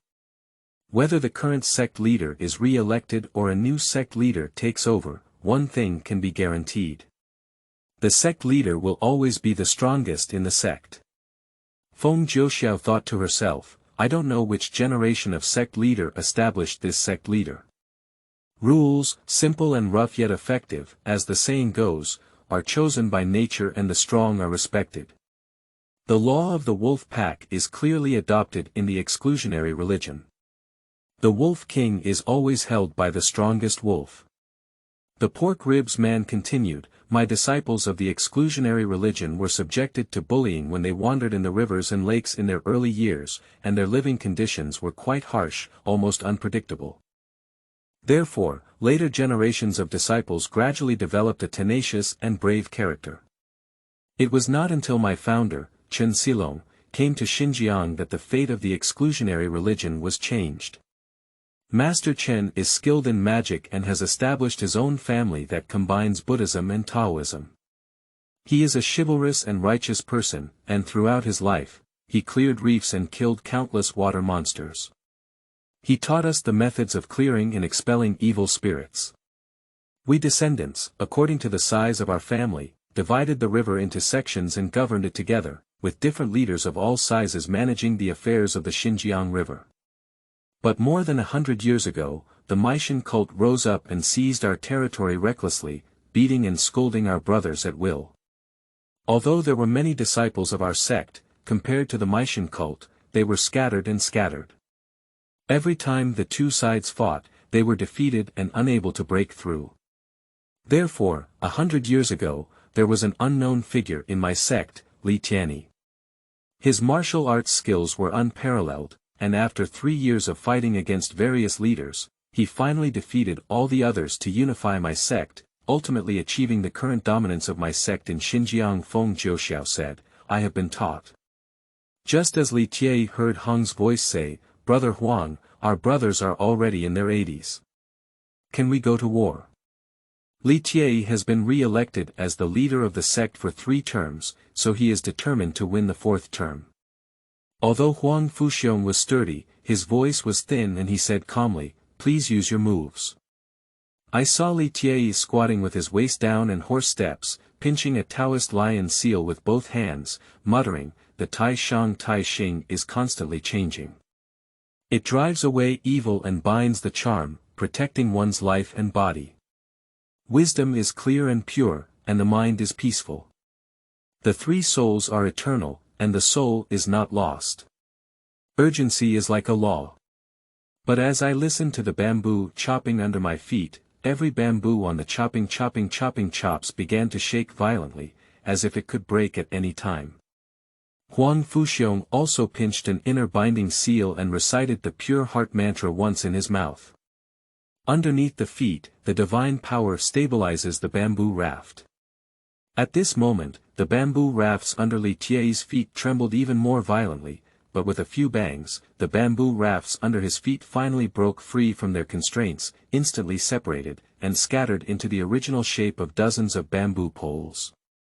Huang Fuxiong saw that the bamboo raft under his feet had been broken into pieces by Li Tianyi and turned into scattered bamboo. He immediately recited a curse loudly, stomped the bamboo pole under his left foot, and saw the scattered bamboo under his feet suddenly close in an instant. On the other hand, the bamboo poles on the side of Li Tianyi seemed to have a repulsive force and could not be closed, gradually widening the distance between them. If you look down from above the heads of the crowd, you will find that a good bamboo raft has started to deform and bend into a huge fan shape from the middle. Feng Jiuxiao pondered to himself, Zibuyu is full of strange and chaotic powers. The world is vast, and there is truly nothing extraordinary. I wonder what kind of divine skill and secret technique they are using. Li Tianyi stood on a bamboo pole with both feet, motionless as a mountain. Huang Fuxiong also remained motionless. Neither of them dared to slack off a bit.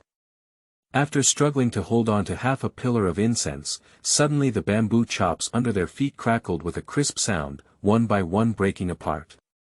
Under the attack of the two people's divine power, the bamboo pole finally couldn't resist and exploded, sounding like firecrackers, causing splashes of water up to several zhang high. Before thousands of drops of water could fall, Li Tianyi waved his arms and quickly sucked up large splashes of water in front of him, kneading them into a huge water ball. His palms pushed fiercely, and the water ball contained strong internal power and collided with Huang Fuxiong. Huang Fuxiong drew a gourd like this and even sucked a ball of water spray, but his hands circled and the water spray instantly transformed into a huge water shield in front of him, pushing forward rapidly. The ball shield collided fiercely between the two, sparking rain and arrows shooting everywhere. The disciples of the sect raised their palms to protect the face door. Feng Jiuxiao noticed that when the water arrow hit Zhang Hai, there seemed to be a sound of gold and stone colliding. Although it was almost imperceptible, he could hear it very clearly. In the past few days, Feng Jiuxiao has broken through several acupoints one after another, and in 5 days, he will be able to break through the 8th level of Xuanwu divine skill. In the 8th level, also known as the Diamond Realm, after training, one's physical strength is doubled, making them invincible to weapons and knives. Looking at Zhang Yong again, he used a folding fan to fan out a strong wind and scatter water arrows. Feng Jiuxiao thought to himself, although Zhang Hai's powerful eagle claws are foreign martial arts, judging from his temples, his internal strength is definitely not low. He is either wearing protective armor or a horizontal training technique with a golden bell and iron cloth shirt. Otherwise, water arrows cannot make such a strange sound when hitting him. At this moment, Li Tianyi's feet were already stepping on a bamboo pole, and he urged the pole to break through the waves like an arrow flying away from the string towards Huang Fuxiong. Although there is only half of the bamboo chops left under Huang Fuxiong's feet, they are still bamboo chops after all. A bamboo raft with several bamboo poles still closed together. Seeing Li Tianyi charging towards me like an iron horse, I am calm and unafraid, watching its changes in silence. Li Tianyi slapped his palms forward, and the river in front of him unexpectedly stirred up 2 water pillars that soared into the sky. Then, he turned his palms into fists and struck the water pillars 3 times with his fists. In an instant, 6 hydration fist prints dragged a string of water droplets, breaking through the pillars like 6 water hoses. Fist marks are like dragon heads, water droplets are like dragon bodies. The platoon leader exclaimed in surprise, "Liuhe Qinglong." Master Li has actually trained into Liuhe Qinglong. After hitting 6 water hoses, Li Tianyi quickly jumped up and used some secret technique. Several bamboo poles under his body flew from the water into mid-air, and then shot at Huang Fuxiong like several giant arrows from mid-air. Some people exclaimed in surprise, 10,000 swords returned to the sect. Feng Jiuxiao read extensively from the study of Qi Mansion in Hengyang and knew that this move originated from the Shushan sect. Later, similar moves were also used in Wudang sect and Tianshi Mansion. Feng Jiuxiao was not yet aware of the method used, but he had anticipated it mentally. Once he broke through the 9th level of Xuanwu divine skill, he could use divine skills such as dragon catching hand and crane control skill, making it easy to retrieve objects from the air. Controlling the bamboo pole from above is not a problem. But from his observation, Li Tianyi is definitely not solely relying on internal power to control the bamboo pole. Is it true that there is the power of ghosts and gods to borrow in this world? However, Huang Fuxiong followed suit and drew gourds, shooting 2 water columns and striking 6 water hoses to counterattack. The water hoses collided with the water hoses, causing 6 loud bangs and explosions of water mist in the air. Before the water hoses collided, he held onto the Ming Wang seal with his palms and shouted loudly, "Lin." Then he saw several huge bamboo arrows hovering and stopping 3 feet away from him, unable to move forward half an inch. Li Tie's iron fist just arrived. Huang Fuxiong drank again, turned his seal into a fist, and used his fists to fight against each other. Two fists collided, sparking strong energy that shot through the air. The bamboo arrow in the air was the first to be shaken off the river surface by the energy, causing Huang Fuxiong to slide back a foot. Li Tie took advantage of the victory and wanted to punch again. Unexpectedly, Huang Fuxiong suddenly pinched a treasure bottle seal and shouted, "Okay," before disappearing in an instant. Feng Jiuxiao's heart was moved, and he couldn't believe that the 9-character true word could be used in such a way. A living person can actually become invisible out of thin air. The world of martial arts is truly full of wonders. Li Tie punched in vain and hastily recited a few spells, causing a water curtain to rise all over the river, enveloping him like an iron cylinder. A fist shadow broke through the screen from the right side, and a strong wind hit his face. Li Tie quickly dodged to avoid it. Fortunately, there was a water curtain to cushion Huang Fuxiong's fist strength, otherwise this punch would have hit him. Rao passed by with such a strong fist, his skin tingling with anger. Huang Fuxiong, who had already taken the lead, couldn't miss the good opportunity. A set of widely circulated Yen family fist generals in the local area opened and closed their doors, pressing forward step by step. Li Tie, however, stepped back step by step. The two of them were fighting fiercely, splashing water on the river. At this moment, both of them were standing on a half-broken bamboo pole. Li Tie was anxious and thought to himself, although he had mastered the two great divine arts of Liuhe Qinglong and Wanjian Guizhong, he still couldn't suppress him. This kid had actually mastered the invisibility technique of the treasure bottle seal. He was pondering what kind of divine ability to use to turn the tide of defeat. Unexpectedly, Huang Fuxiong was pressing hard step by step.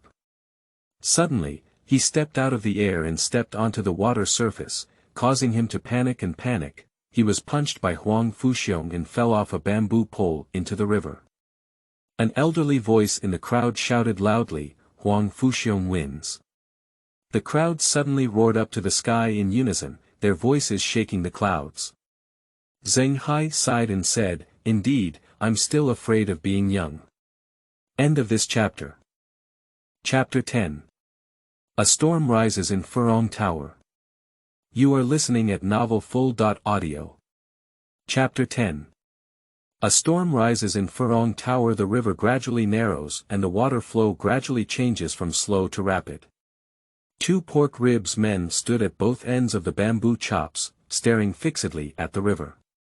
This section of the river has turbulent undercurrents and many shallow reefs, so we have to be careful. After the most turbulent day, the river suddenly opened up again. The two pork ribs breathed a sigh of relief and sat down cross-legged to rest. At this moment, it is gradually sagging westward and the sky is getting late. Feng Jiuxiao saw that the two of them were finally no longer busy, so he asked, "The martial arts of your sect are really eye-opening." The pork ribs guy sitting at the end of the row proudly said, "That's nature. Our Pai Jiao martial arts combine Buddhism and Taoism, and our founder also blended the talismans of the Longhu Mountain, Hazao Mountain, and Maoshan sects to create the 5 divine arts of Pai Jiao." Feng Jiuxiao said, "It is said that some sects' unique martial arts can only be practiced by the sect leader. I wonder if your sect is also like this." The pork ribs man said, "That's not true. As long as my disciples of the Pai sect can become the leader of the Pai sect, they are qualified to go to the Pai sect general altar and be taught martial arts and secret techniques that are suitable for themselves. Our elders are all composed of retired sect leaders or leaders, and of course, they must be at least 60 years old before they can be promoted to the position of elder. Otherwise, they can only serve as guardians of the sect first." Oh. I guess the seats in the big row were also created through fist fights. Not bad. I have always respected the strong in my teaching profession. We have been relying on this river for thousands of years to make a living. Natural and man-made disasters, internal and external troubles, emerge one after another, so the children of teaching profession have been able to endure hardships since childhood, but they have also developed a culture of bravery and ruthlessness. Therefore, we only admire those who are hard-fisted. Of course, being hard-fisted is not a big deal. That's nature. Only with exceptional intelligence can one cultivate superior martial arts. Which of your previous sect leaders is not a hero who excels in both literature and martial arts? The young master still knows how to speak. Zhang Hai looked at the evening sky and said, Brother Pai Tu, is it almost time for the Zhang family to gather? The pork ribs man said, we'll be at the Zhangjiaji ferry in half an hour. We can go ashore and rest for the night tonight. Zhang Haidao said, there used to be a Jean Furong restaurant in Zhangjiaji, I don't know if it's still there.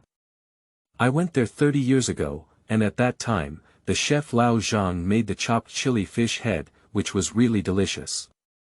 The pork ribs guy said, it's rare that Mr. Zhang still remembers Jean Furong restaurant. This restaurant is still very popular now.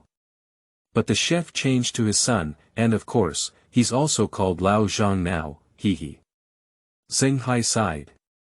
Although all of them are Lao Zhang, this one is not another one, and things are not people, yesterday is not today. The passage of time is like this. Feng Jiuxiao said. The old man has touched the scenery again. The name Jean Furong must be the main dish of Hunan. Xing Yong said. Although Hunan cuisine is good, I still prefer Anhui cuisine. Feng Jiuxiao said with a smile, in fact, Hunan cuisine, Shandong cuisine, Sichuan cuisine, Guangdong cuisine and so on have their own advantages. Young Master Zhang likes Anhui cuisine, but I think Hunan cuisine is the most palatable. It's hard to adjust. Zheng Yong said, yes, then we'll have to do as the Romans do when in Rome. By the way, I'll revisit my old dreams with my uncle here, Zheng Haimen pretended to be angry and said, what nonsense. Why revisit old dreams? Feng Jiuxiao also laughed heartily and said, I imagine Mr. Yuan was once very handsome, and there must have been many admirers. Zheng Hai said with an embarrassed expression, Zheng Yong is just being mischievous. How could Feng Gongzi have even started playing old jokes? Feng Jiuxiao said, I dare not. I also have feelings for it. A place that can be unforgettable for a person for 30 years either has experienced an unforgettable emotion or an unforgettable hatred. In my opinion, the former is more common. Zheng Haigu said to him from left to right, look, there are lights over there. It's probably coming soon. Feng Jiuxiao stopped speaking as soon as he saw the improvement. The evening breeze is gentle, and the river flows leisurely. The bamboo raft arrived at the ferry in a moment. This section of the river is the most open, with countless boats moored on both sides. Zhangjiaji sounds like a village, but in fact, it is a sizable county town with a population of 100,000. Mainly because there is an inherent geographical advantage here. Zhangjiaji has a flat terrain and is one of the few ferry crossings suitable for building large-scale transit warehouses throughout the entire Xinjiang River basin. Therefore, the freight turnover for a radius of 300 miles is mainly concentrated in Zhangjiaji, which has created a bustling atmosphere of merchants gathering here. People in the martial arts world say that Zhangjiaji is full of gold, so there are particularly many outsiders here. The prosperity of the world is all for profit, and the chaos of the world is all for profit. The night is as cool as water. The lights on the shore were dim. Not only is there no night ban here, but on the contrary, the night market is more lively than during the day. Some things cannot be sold during the day, but they can be sold at night. It's more accurate to say that the county magistrate intentionally turns a blind eye than to say that the officials and elders need to rest at night. 5 people went ashore, and 2 pork ribs men led the way through several bustling streets before arriving at a restaurant in an instant. The restaurant rises from the ground, about 5 zhang high, with a grand momentum. It has 3 floors in total and stands out among the crowd within a radius of 100 zhang. There is a stone lion on each side of the townhouse at the entrance. The left female lion opens her mouth to attract wealth, while the right male lion closes his mouth to guard wealth. The carving is exquisite and lifelike. Zhang saw that the 3 golden characters, Golden Lotus, on the door were still brilliant, just like 30 years ago. However, he thought to himself, the plaque is so brand new, but it has been replaced without realizing it. Upon entering the door, the waiter had already rushed to the 3rd floor and said, "My guest, please go up to the 3rd floor. You can climb high and enjoy the night view of the colorful lights on the long street." In fact, everyone had already found that the 1st floor was already full, so it was only good to follow the waiter's advice to go to the 3rd floor where you can climb high and enjoy the night view. As he passed by the 2nd floor, Feng Jiuxiao glanced at it and saw that the entire layout of the 2nd floor was exactly the same as that of the 1st floor, with 8 immortal tables and no empty seats. Buying and selling are really not average good. The difference is that the guests on the 1st floor are mostly dressed in business attire, while the guests on the 2nd floor are mostly from the martial arts world. Many people have swords and weapons on their tables, with each table having 3 to 5 people.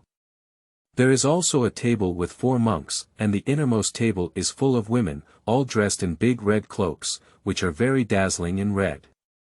Zhang walked at the front and sighed softly, with so many martial arts figures gathered here, I don't know what treasures are about to appear in the world.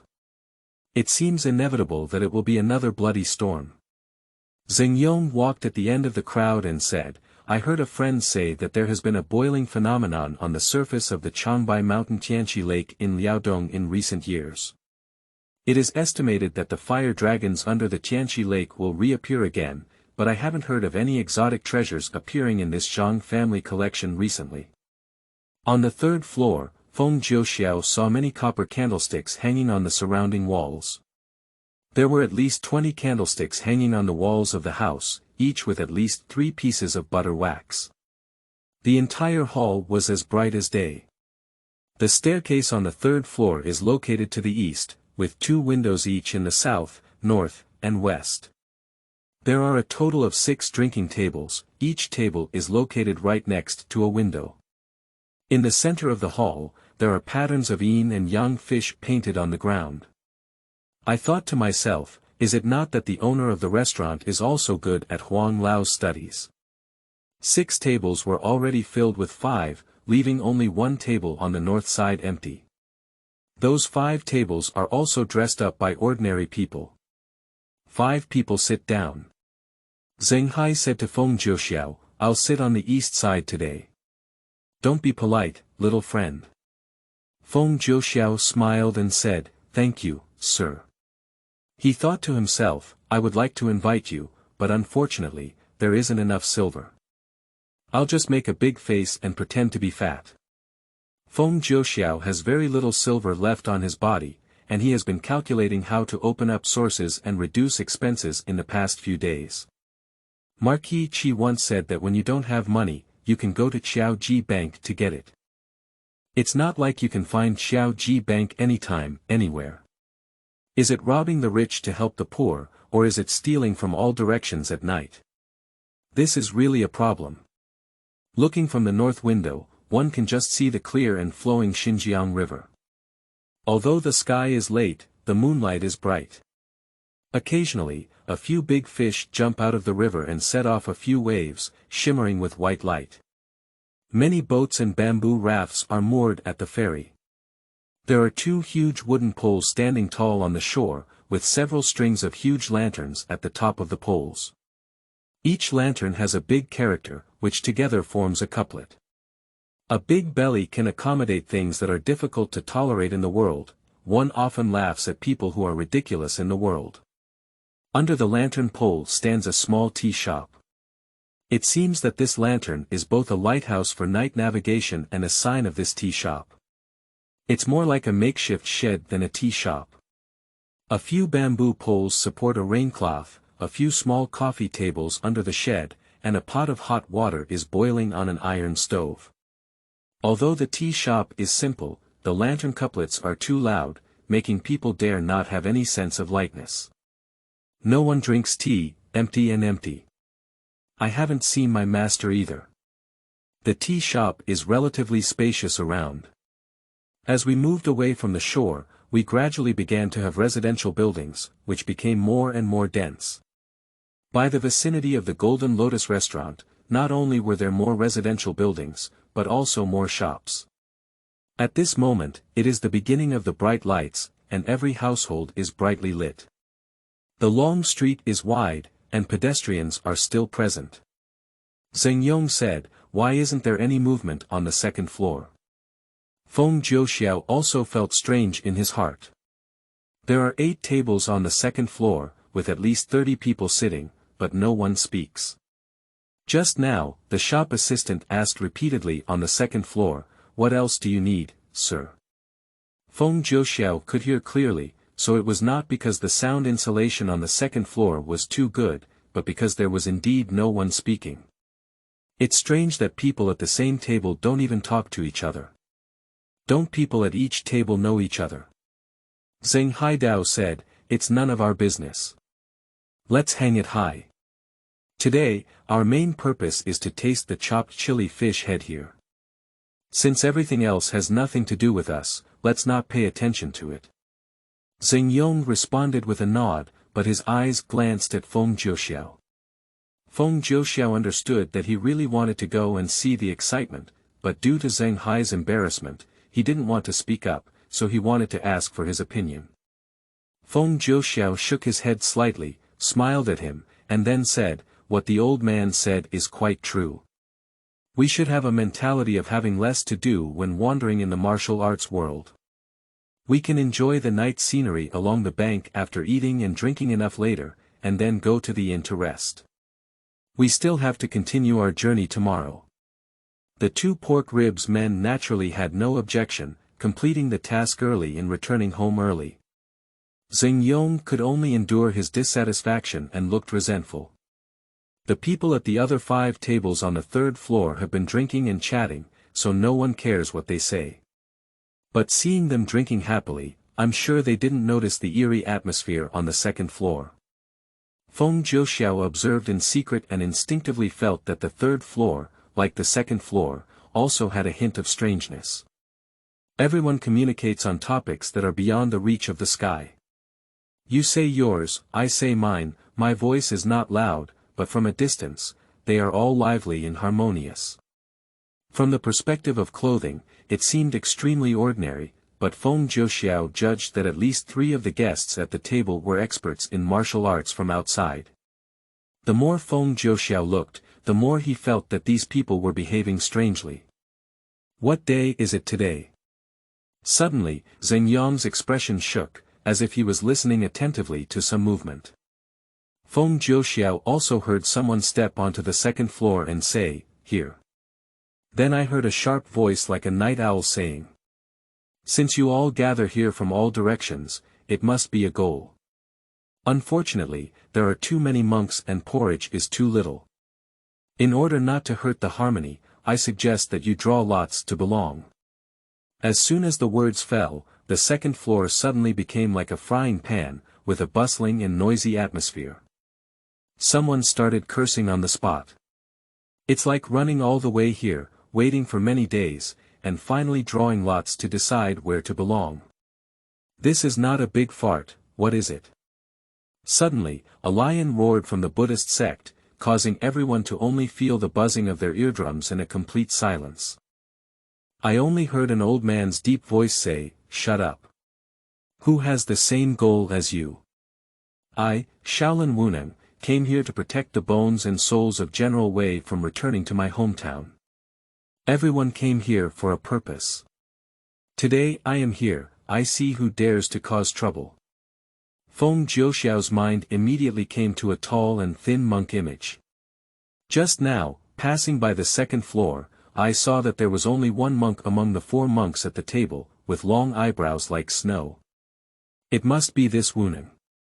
Perhaps they were intimidated by the lion roar divine skill of Wunan, or perhaps the majestic and righteous aura of the old monk made everyone dare not speak for a long time. For a long time, a woman's voice sounded softly. Master Wunan, we have a hero post from Lady Wei. Please don't misunderstand, Master. Other members of the gang seemed to have just regained their senses and shouted one after another, we also have hero posts posted by Lady Wei. Master Wunan said, don't make any noise. Since that's the case, heroes who receive hero posts can stay, while heroes who haven't received posts can leave. The night owl's voice continued, Master, if you don't recite scriptures and Buddha in the temple, but meddle in worldly affairs, won't you be afraid of affecting Qingxiu? I don't believe that Lady Wei will send a post to Shaolin Temple. The master snorted coldly and said, if the Buddha is not sentient, why should he save all sentient beings? Not to mention that I have a hero post, even if I haven't received it, I will come to escort Lady Wei. Another person suddenly sighed and said, since everyone says there is a post, why not reveal it and verify your identity, so that no one comes to fish in troubled waters? I'll come first. It seemed like they were taking the post. The woman said just now, this is the post we received from the 100 Flowers Sword sect. Wunan said, this is the post I received from Shaolin Temple. An elderly voice said, this is the post I received when I clicked on Sangpai. A hoarse accent. This is my post from Huashan sect. With that cold and gloomy voice, a total of 5 companies claiming to move the mountain gate in Luoyang have posted their posts. The night owl said in his voice, look carefully, this is mine. It seems that only your 2 families are here to fish in troubled waters. I don't know which way to go. One person said, what if you have a post? Dare you open it for everyone to take a look? The voice of the night owl seemed stunned, to the point that it was momentarily speechless. The person continued, hero posts all have names and taboos about the recipient. It's really not possible to fake them, it's really not possible to fake them. For example, our Kongtong sect received a post but was taken away by someone else. Who does the post belong to? The night owl coldly said, kid, do you mean I stole your post? In front of Shaolin Wuning Master and all the heroes, you slandered and falsely accused me like this. Do you know the consequences? You can feel that trace of murderous aura even across the 9 skies of a building. At this moment, only a few footsteps were heard climbing from the 1st floor to the 2nd floor. As soon as the footsteps entered the lobby on the 2nd floor, they abruptly stopped. One of the people exclaimed, ah, and exclaimed in surprise, oh no. So many people. Master Wuning angrily asked, who are you waiting for?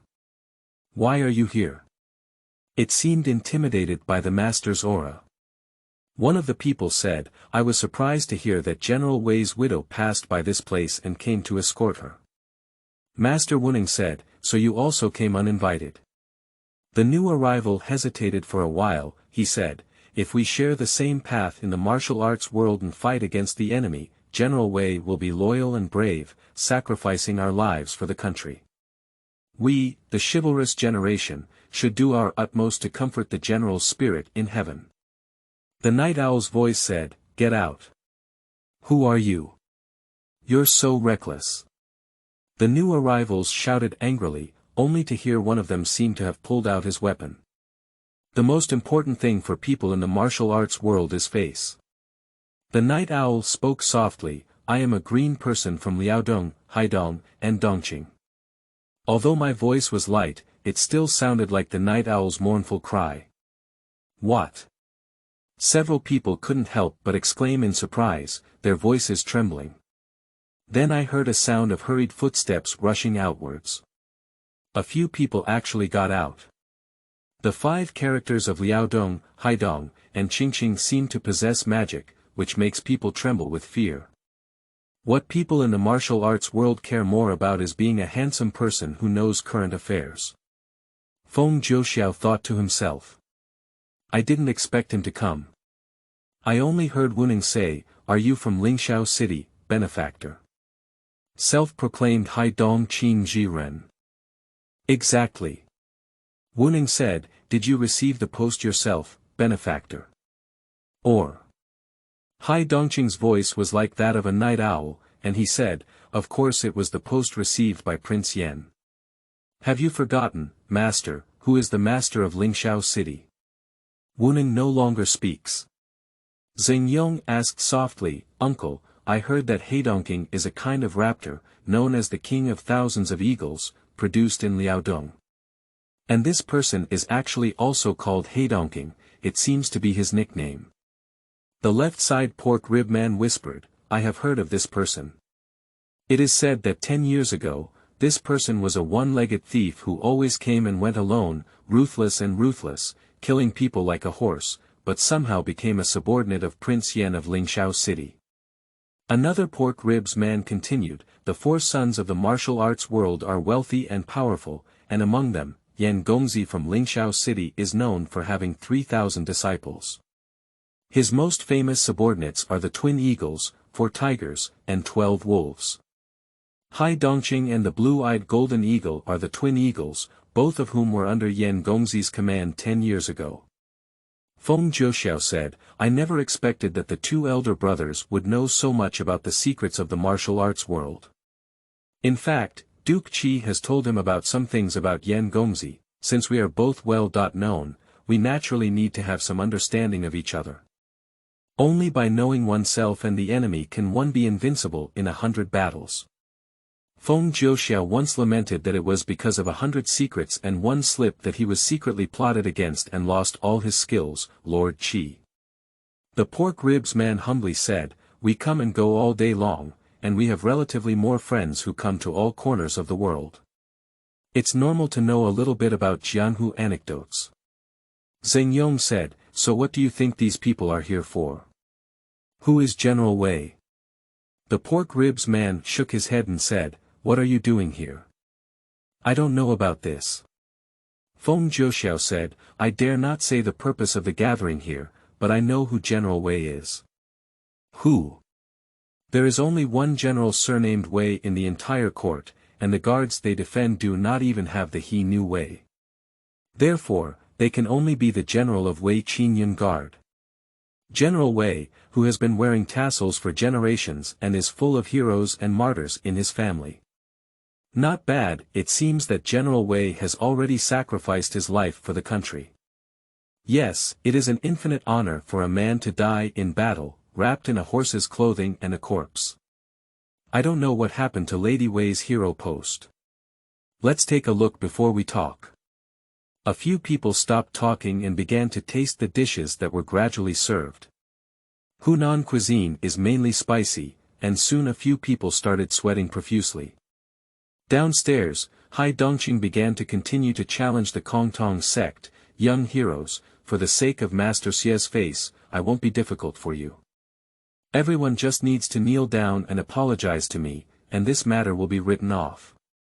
With a loud bang, I thought someone had patted the table. Then there was a clanging sound, and the long swords were unsheathed one after another. One of the disciples of Kongtong shouted angrily, bullying people too much. Hai Dongqing said, good. Good. It's indeed the demeanor of a prestigious sect.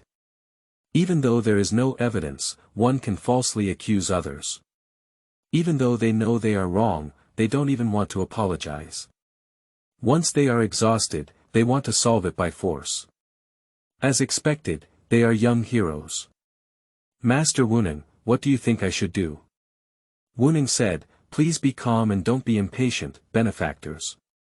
Young heroes from Kongtong, please forgive me for saying so much. If you have something to say, such impulsiveness will not only be of no use to the situation, but will also exacerbate conflicts. Even Master Xie is not willing to draw his sword here. Besides, you can be considered their senior, benefactor Hai. It's normal for young people to be ignorant. As long as they apologize, this matter will be over. In front of all the heroes, how about this matter being resolved? Before Hai Dongqing could speak up, a disciple of Kongtong loudly said, Master, you don't know anything. My Kongtong disciple, Xingxia Jianghu, can't stand those who bully the weak and oppress the good. Especially people like Lingshao City, they are reckless and reckless in their lives, let alone committing such heinous acts as stealing beams and changing pillars. In his words, Lingshao City is simply a street mouse that does nothing but harm, and everyone should shout and beat it. Everyone couldn't help but look at each other. Feng Jiuxiao said, "This foolish young man is going to be terrible now." Guo heard a sound of clothes fluttering in the wind, followed by a few screams. Wuning shouted, "Stop." Zhang Yong said, "I'll go take a look." After finishing speaking, he turned around and went downstairs. Zhang Hai sighed and got up and went downstairs. He wants to safely take Zhang Yong back to Huizhou Tianying Fort, otherwise Big Brother won't be able to explain it. Feng Jiuxiao saw that both of them had gone down, so he had to follow them downstairs. The two pork ribs men still lowered their heads to eat, and there were rules for disciplining. 3 people stood at the staircase on the second floor, and they could see most of the corners inside. I saw a table by the south wall shattered to the ground. 2 young people fell to the ground, 2 young people leaned against the wall, and all 4 of them were dressed in the same attire. They must be the disciples of Kong Tong.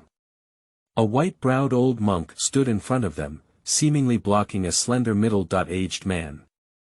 A middle-aged scholar dressed up, with long eyebrows like swords and eyes like stars, carrying both hands on his back and standing proudly.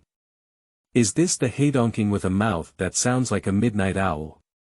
When the 3 of them appeared at the staircase, many people inside also noticed them, but everyone quickly turned their gaze to the young people in Haidong.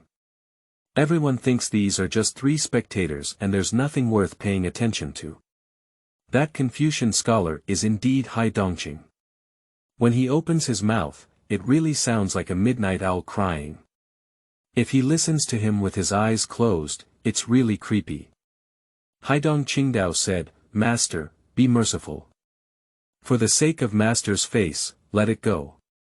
A disciple of Kong Tong leaning against the wall covered his chest with his hand, his face pale, and suddenly said, "You said forget it.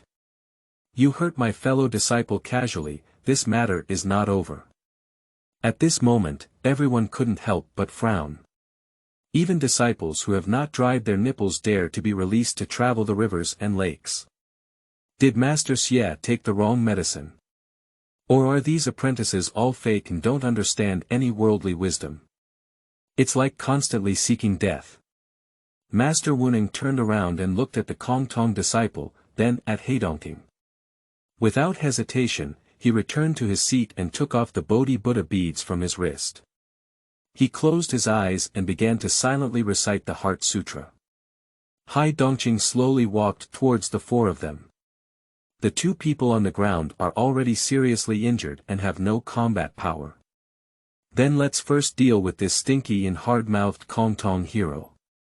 Haidong Qingxin's murderous intent is together, with a palm strike from afar. Palm power is like pouring mountains and seas. The disciple of Kong Tong was fearless and raised his palm to block the situation, but unfortunately, like a praying mantis wielding a chariot, how could he withstand the fierce and unparalleled blow of Haidong Qingwei? He instantly flew backwards like a broken kite and crashed into the wall, spraying a mouthful of blood so far. Then he collapsed to the ground like mud. Feng Jiuxiao furrowed his brows and thought to himself. This is simply seeking death. Are they not afraid of death at all? Hai Dongqing said, back then, Mr. Guier used a pine-patterned ancient sword to challenge the 7 major mountain strongholds of the Taihang Mountains. He was so heroic, but now his descendants are a group of silver-like wax spearheads who don't even have a chance to wield the sword. It's terrible, too bad, ha ha ha. It's better not to laugh, but a smile is even more chilling. Hai Dongqing looked at the only Kong Tong disciple among the 4 who could still stand against the wall and said, I'll ask you again. If you kneel down and apologize, I'll spare you from dying. The Kong Tong disciple's chest was heaving and he seemed to be struggling inwardly, with blood dripping from the corners of his mouth. After a long time, he confidently said, my Kong Tong disciple has always been upright in his conduct. Mrs. Wei did indeed send a hero post to Lingxiao City, but it was written for Miss Yan. Although your post was not ours, it was Miss Yan's. Hai Dongqing's pupils contracted and he scolded, "Are you looking for death?" He then swung his palm across the air. Although this palm is more than 5 feet apart, with his palm power, it can easily shatter the internal organs of Kong Tong disciples. Everyone saw a sudden change, and it was too late to stop it. Master Wuning regretted hearing that Hai Dongqing had come under an impostor just now. He thought to himself that he should not have trusted Hai Dongqing lightly, but why didn't the 4 sons of Kong Tong say so earlier? It's a waste of life. After Hai Dongqing's palm was swung out, it was too late for Wuning to intervene and he could only watch as the Kong Tong disciple died. The disciples of Kong Tong had already predicted that they would definitely die, but they didn't dodge or dodge, their eyes wide open, and they looked at death as if they were returning home. Suddenly, there was a flower in front of me, and a green shadow was as fast as a ghost blocking in front of me. The man in green wrapped his palms around his chest, waiting to receive Hai Dongqing's overwhelming palm.